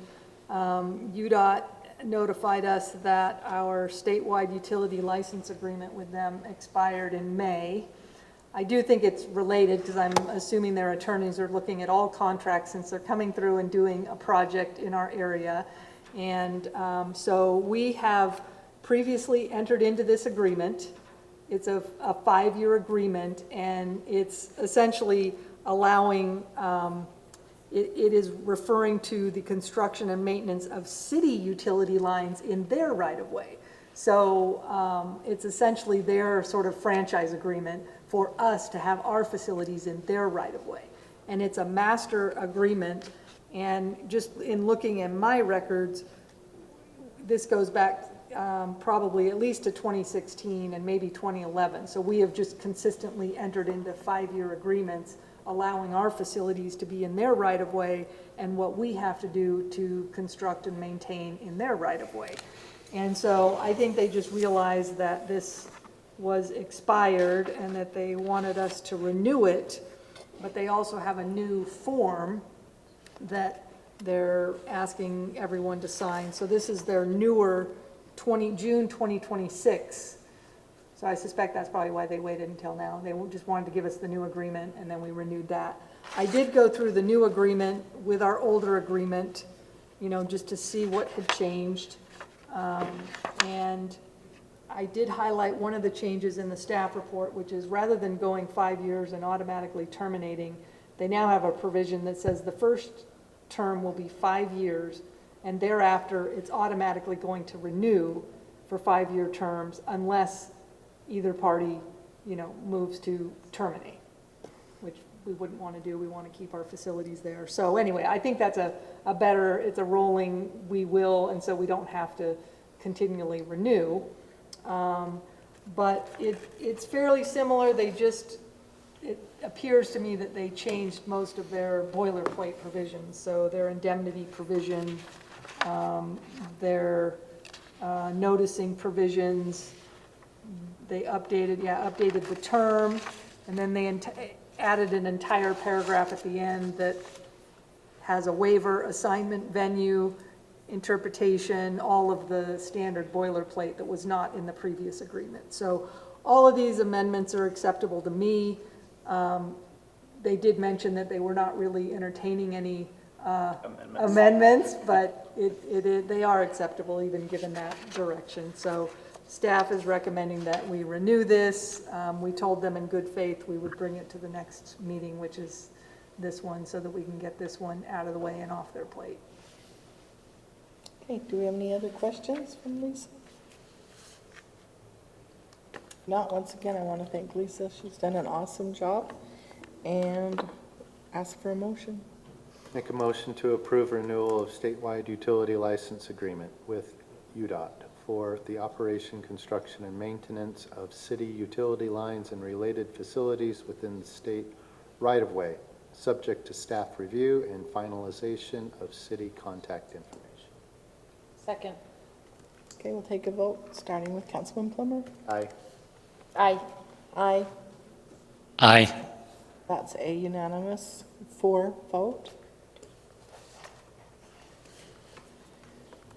Okay, now we'll move on to number 4, personnel policy amendments.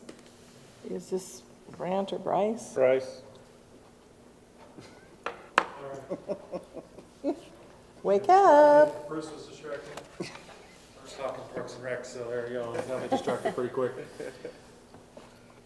Yeah, so we present this to you as a amendment to the current reimbursement program that we have for employees.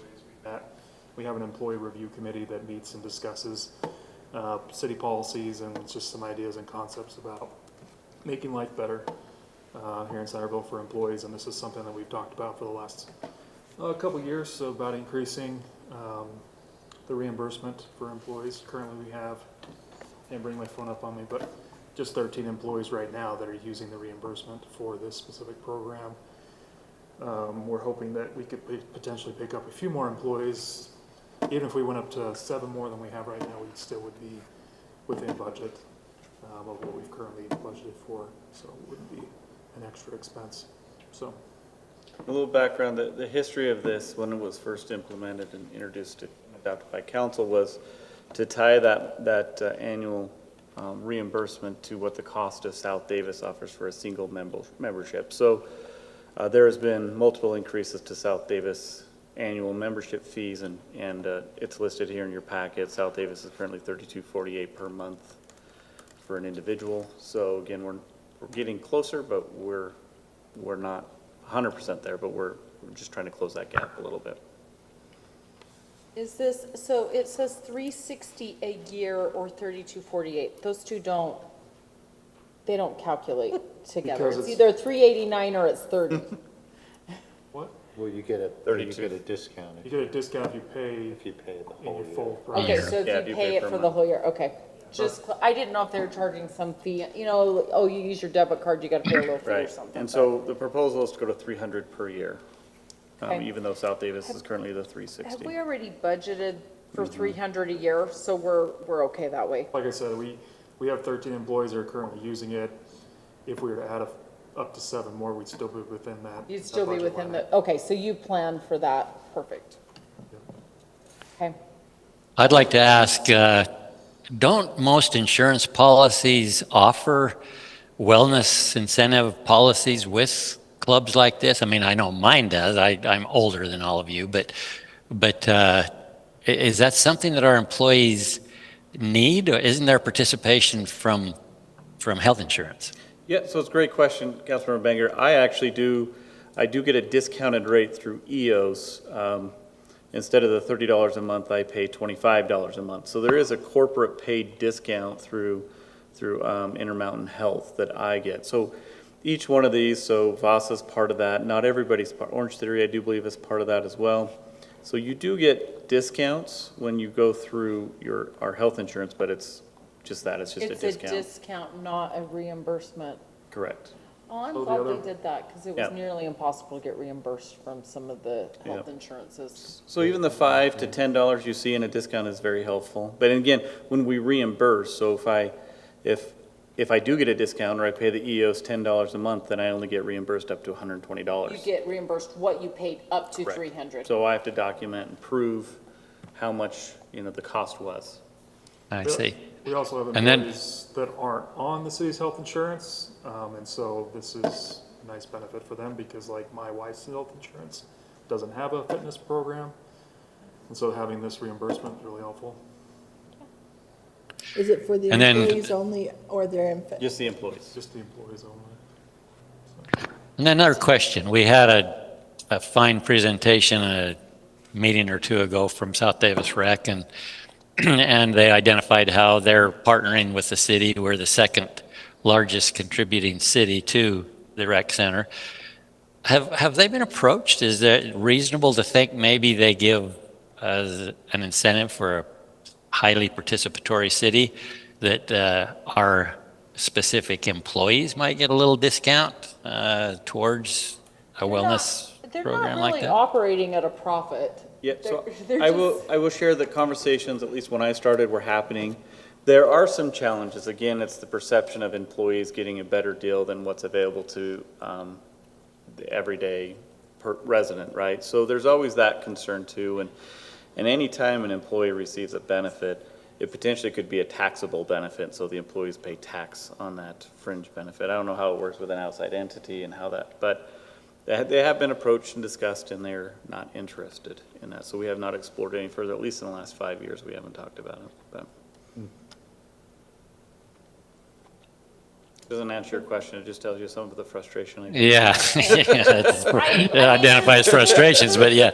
But Rick, the flip side of that, so as a board member of that entity, I have to think about how we make whole the taxpayer on that side of the equation. And so for me, I'm kind of a little bit torn with, I get what you're saying, but I'm a little bit torn with that because they aren't operating in a profit margin. And so you would be asking taxpayers from other cities to cover that. And I'm not sure I'm comfortable with that either, I guess. So as an example, with that. if we own the facility, this is what you see often with cities. Like, let's say we owned a golf course. Not that I want that ever. No golf course. I do. Is that on public record? No golf course, no pool, no skate park. So I'm just kidding. So anyway, but if we own that and you give that benefit to an employee, it is a fringe benefit because it's a sunk cost. The city owns that, so getting an employee to use it. But you actually, the employee, let's say it's $50 to golf. You have to recognize that as a benefit, a tax. So they got to pay taxes on that $50. But we don't own South Davis Rec, and that is the dilemma.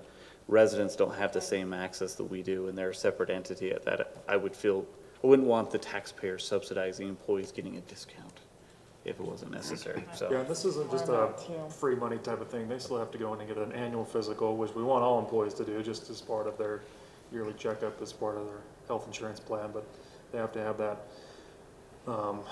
doctor's note from a doctor to get the reimbursement. So I will point out, though, that the taxpayers are subsidizing our employees to have this benefit. That's well, it's true. I mean, that is true, but we're not getting a special benefit through a different organization. But this is a wellness benefit because we do care about the wellness of our employees. agreed. And I do too. I just would like to look at ways to reduce costs. Okay, do we have any more questions? This theoretically could reduce costs by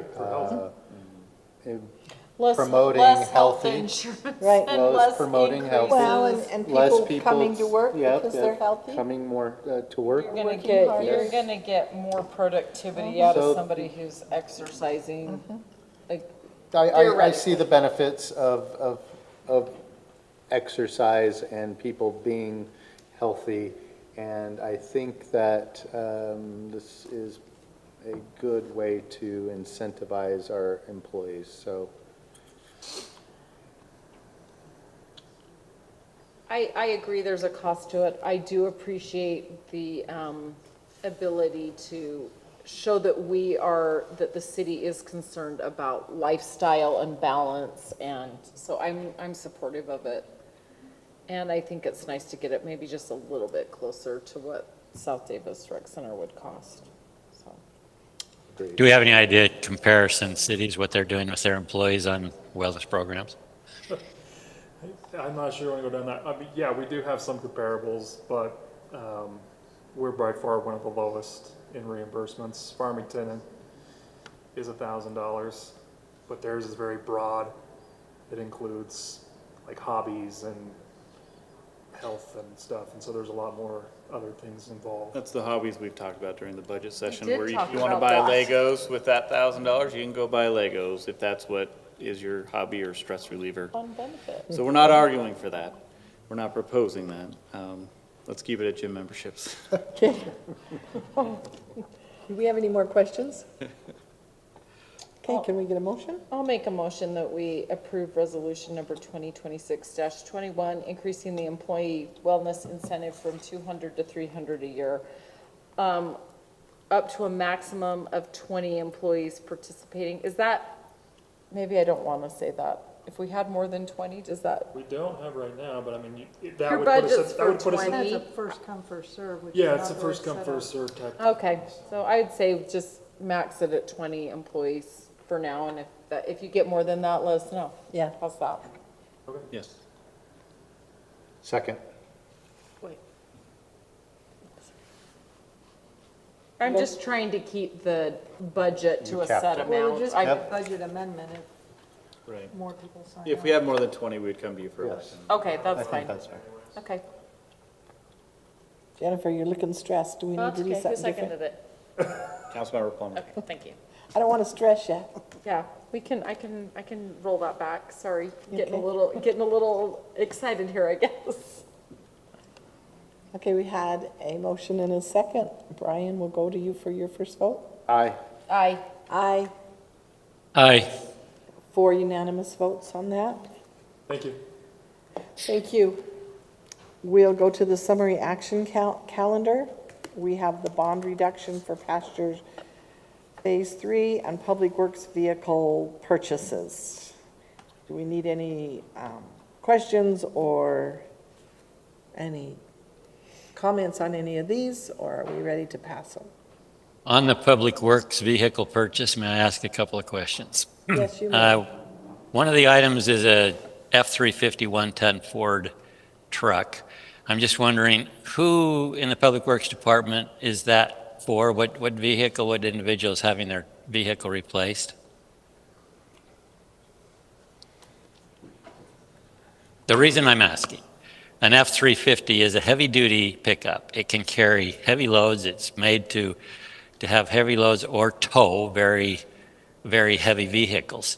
An F-250 does almost the same thing, much less cost, and an F-150 works great for transporting smaller loads. And if this is mostly for one of our employees who it's his transportation around town, I wonder why we're paying the cost of an F-350. And I've bought a lot of trucks.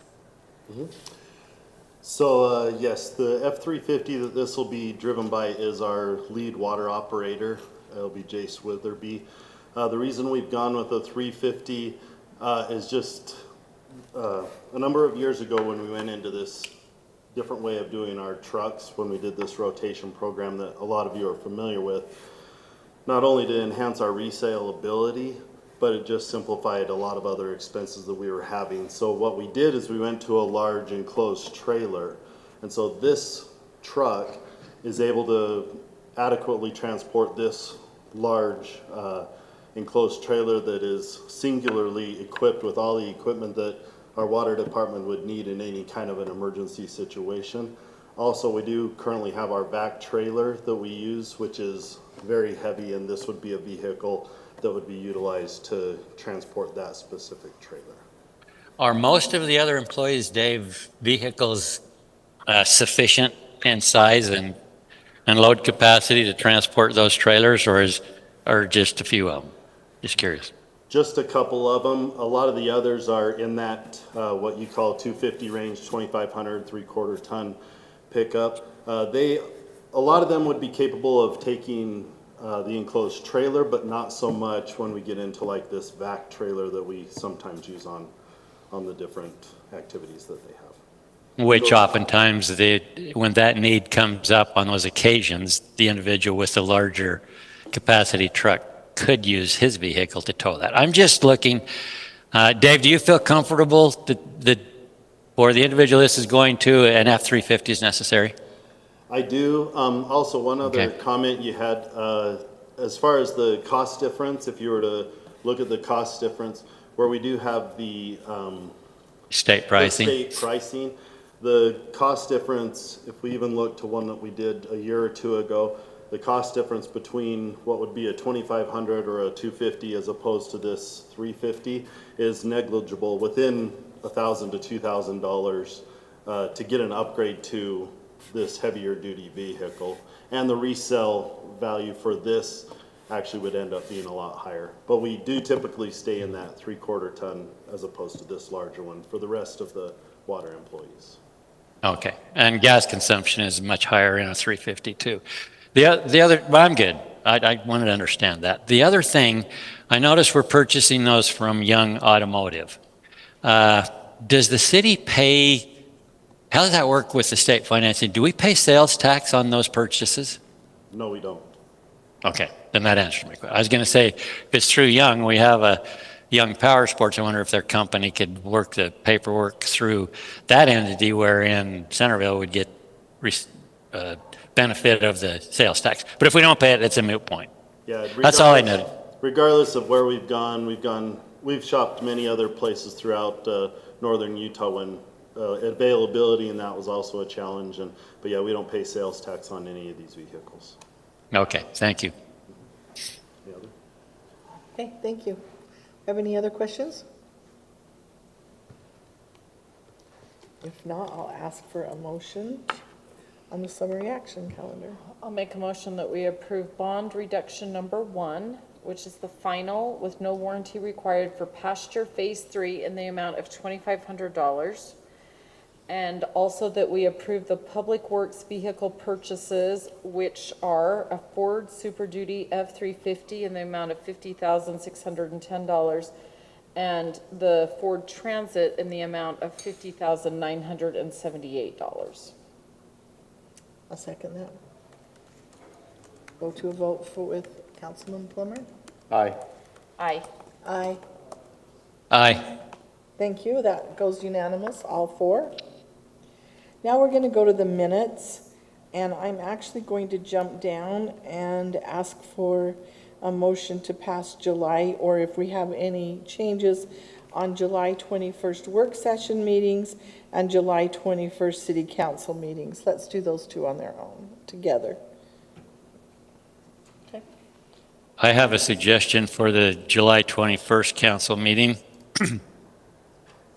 Okay. Wherein we're talking about we're addressing TFG, the Ferguson Group. And I would like to add, I think you will remember, on line 39, maybe just before it identifies Mr. Hansen made some finishing remarks there, I'd like to insert, Councilman Bangeter recognized and complimented TFG for substantial success in helping secure grants for the city. He encouraged Mr. Miller to please give high priority and focus on any future grants or opportunities to assist the city with economic development potential.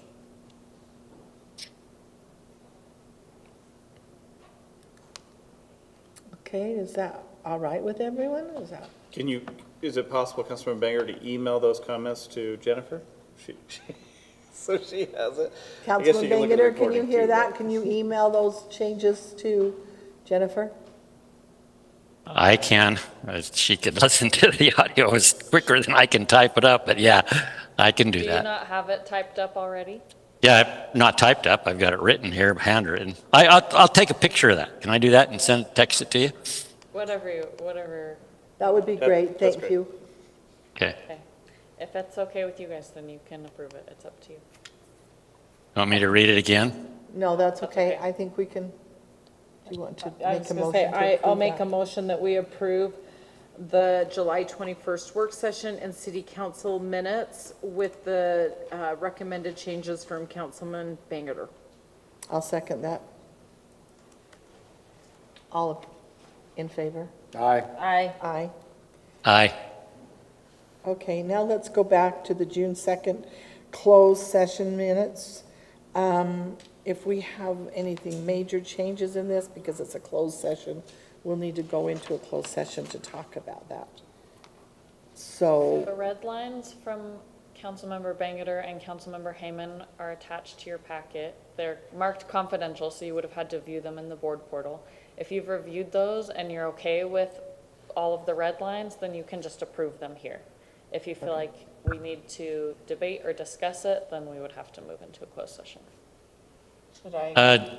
I have a procedural question. It's not regarding content, okay, of a closed meeting, but I have a procedural question I'd like to ask Lisa.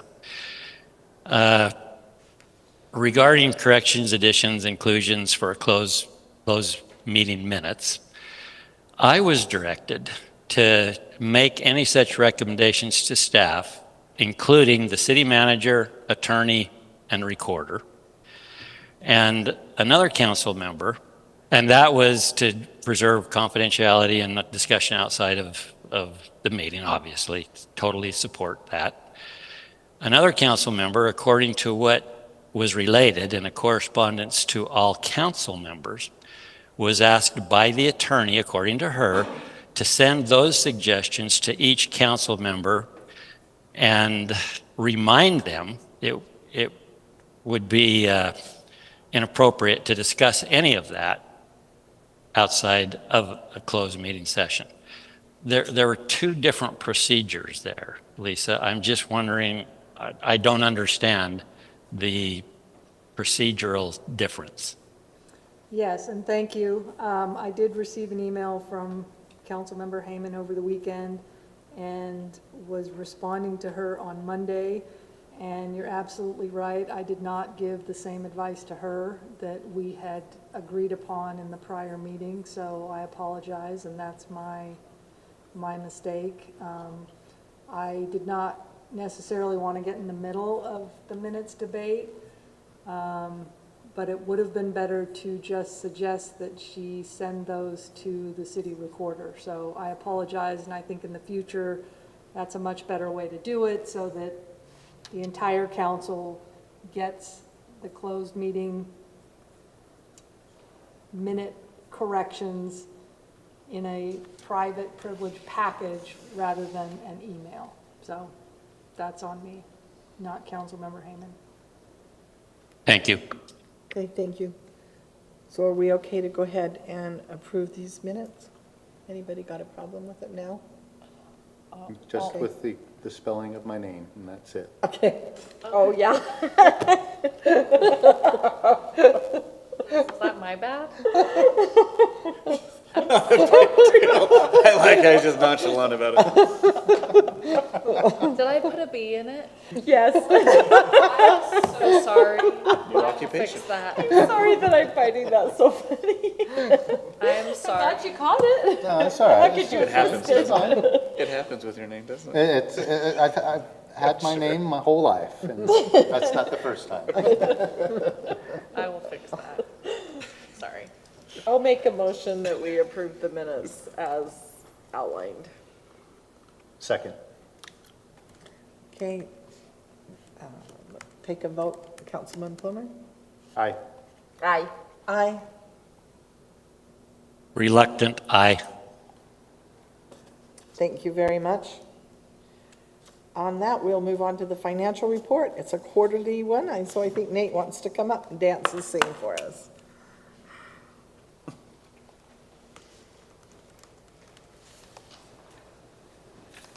All right, good evening, council. So we've concluded our fiscal year 26. So we have some preliminary financial statements. And just to note, these are preliminary. Our audit will be going on this fall.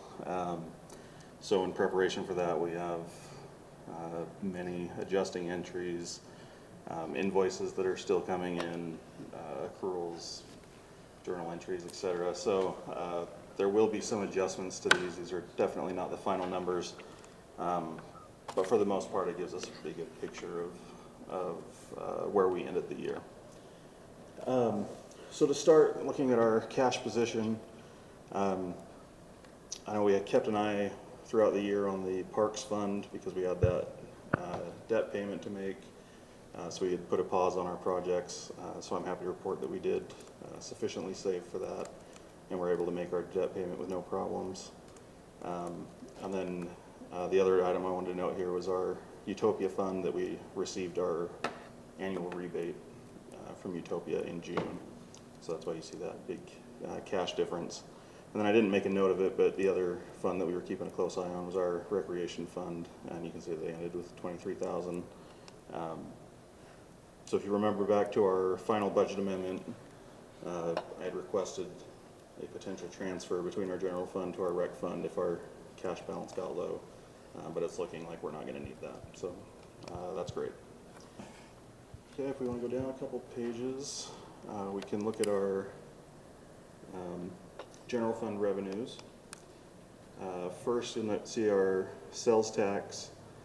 We ended at about 5.8 million and had budgeted 5.5 million.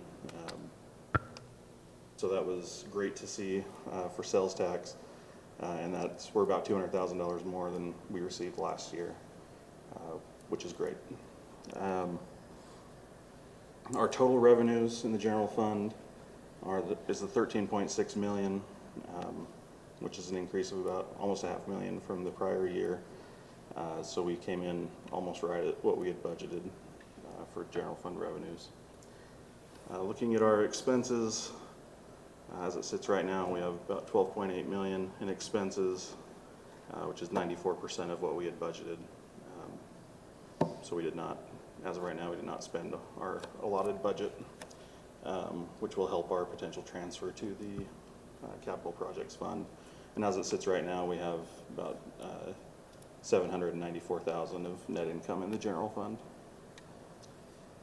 Okay, looking at our RDA fund, we did record that final increment payment that got recorded back into June for the Legacy Crossing. So you see that came out, and our net income for the RDA is the almost $729,000. Okay, our recreation fund, you can see that our charges for services is slightly higher than last year. You also notice our expenses are higher than last year. Actually, sorry, I had uploaded new financials today, but I forgot to notify Jennifer to update it. You'll see on the in the total expenses for the rec fund, I had put an error. It should have been almost 98,000. So we did have more expenses this year.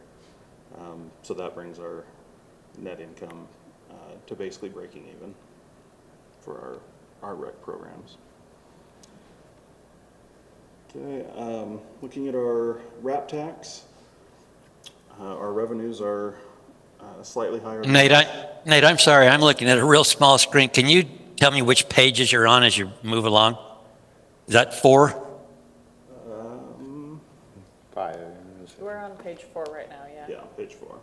Okay, thanks. PDF page 5, but page 4 at the bottom. Okay, so our RAP tax, remember this represents only sales that occur within Centerville, so we were slightly higher than last year at $581,000, and then we followed that same disbursement that we've had, of allocating 5% to Parks, 5% to Whitaker, and 5% to the Performing Arts Center. Looking at our perpetual care fund, you notice that we have not made the transfer to the general fund to reimburse the general fund for the maintenance of the cemetery. We plan to transfer 80% of what we brought in. So if as part of our year-end process, we try to verify all of our revenue numbers are accurate and recorded correctly. So assuming that this number is correct, then our transfer will be that $13,840. And we'll make that as part of our year-end process. Okay, looking at our Parks Fund, as I mentioned before, we did make our final debt payment for Island View Park, so that is officially paid off and free of the real property lease. So we do not have any more debt in the Parks Fund right now, which is awesome. As I mentioned before, capital projects we kind of put a pause on all those, put a freeze on it in order to make sure that we had enough funds to make that. But I'm pleased to report that we had sufficient. Moving on to page 5, our capital projects fund. Right now we're at 76% of our total expenses. I haven't looked into this too much. We may be waiting on some invoices, or this may be accurate. So we may have either underspent our budget, or we could be waiting on a little bit, but we were definitely under budget. At our transportation fund, you can see our revenues were slightly higher than last year, and so we ended with a net income of $635,000. And then going down to our water fund, you'll see that our operating revenue is exceeding our operating expenses. And then you'll also note that we continue to receive funds for the Oak Ridge tank from our federal grant. That number, we are still waiting for some grant funds, so that number will increase by the end of the reporting. But as it sits right now, we've received that nearly $1 million from that grant. And we will almost max out the 1.5. I ran the calculation today. We'll be probably about 1.4, just a hair over that at the end of the year, with the remaining coming in the current fiscal year. Then going on to our sanitation fund, our net income is at nearly $73,000. And then in drainage, similar to water, our operating revenue is exceeding our operating expenses, and we ended with a net income of $225,000. So overall, I think we're in a good financial spot to end the year, with the majority of our funds performing very well, with no significant area of concern right now. So anyway, that's all I have prepared for you tonight. Are there any questions I can answer? Anybody have any questions for me? I'd like to know what generates the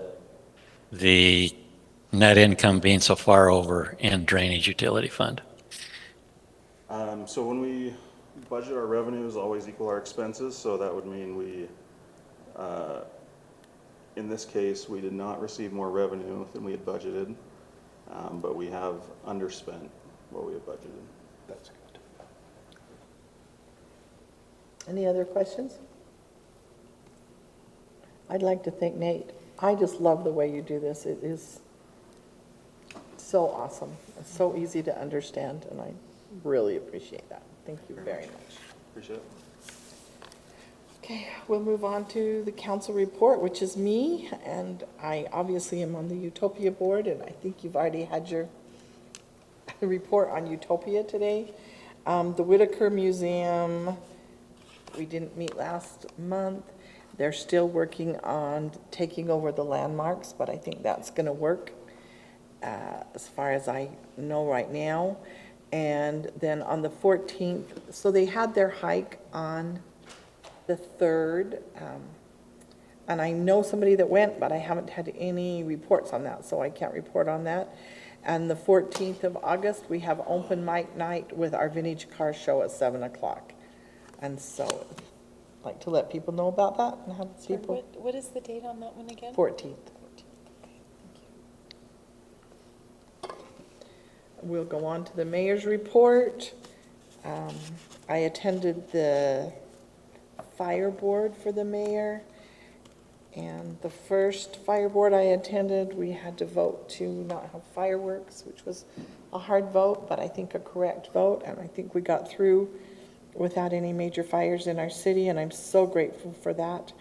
And then I attended a couple nights ago, and it was their truth in taxation. And they had one person that came and spoke, and other than that, it went past with unanimously.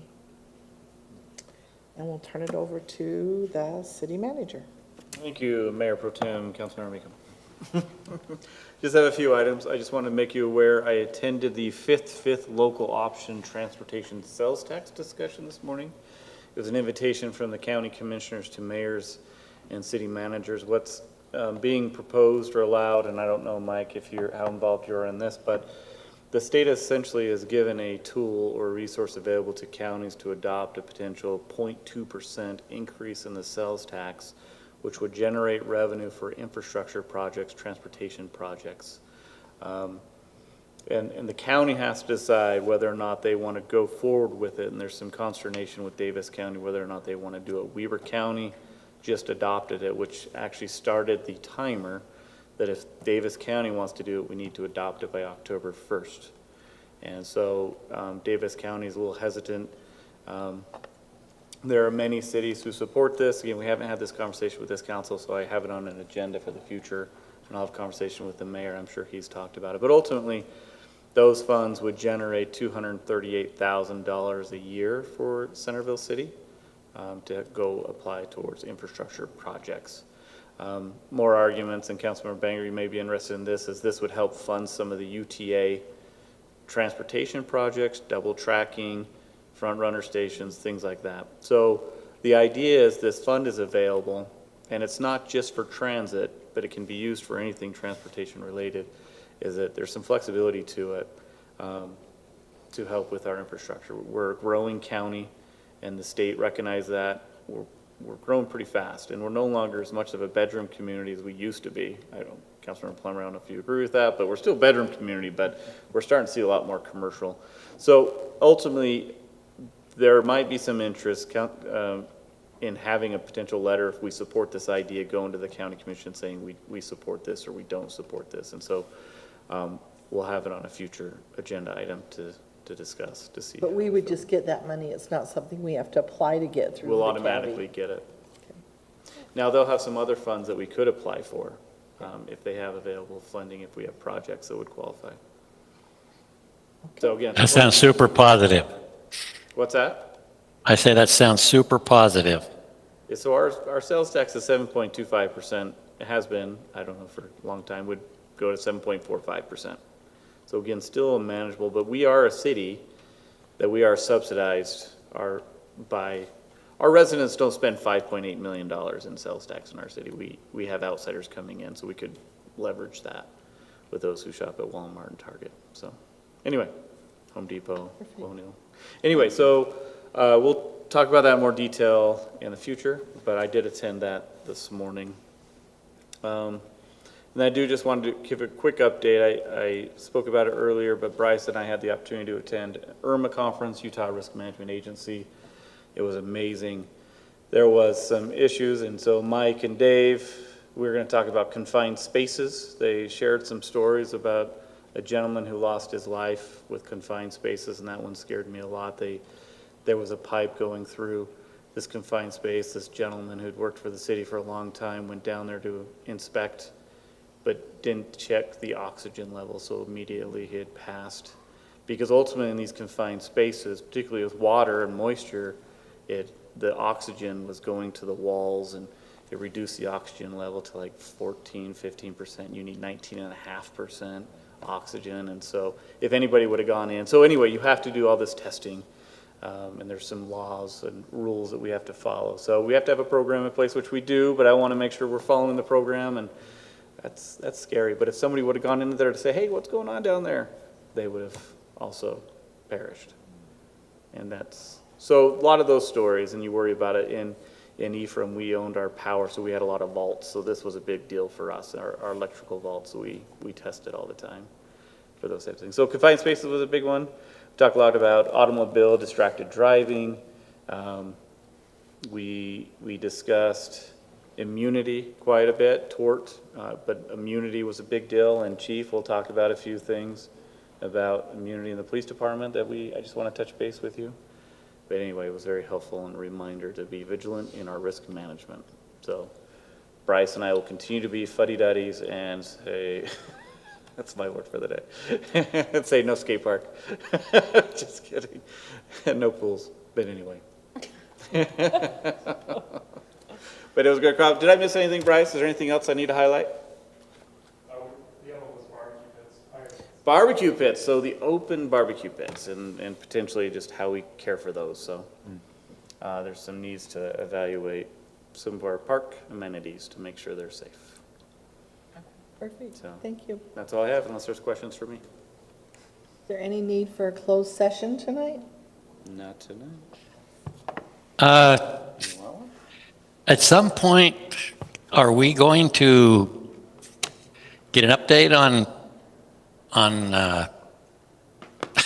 a closed meeting discussion surrounding property acquisition?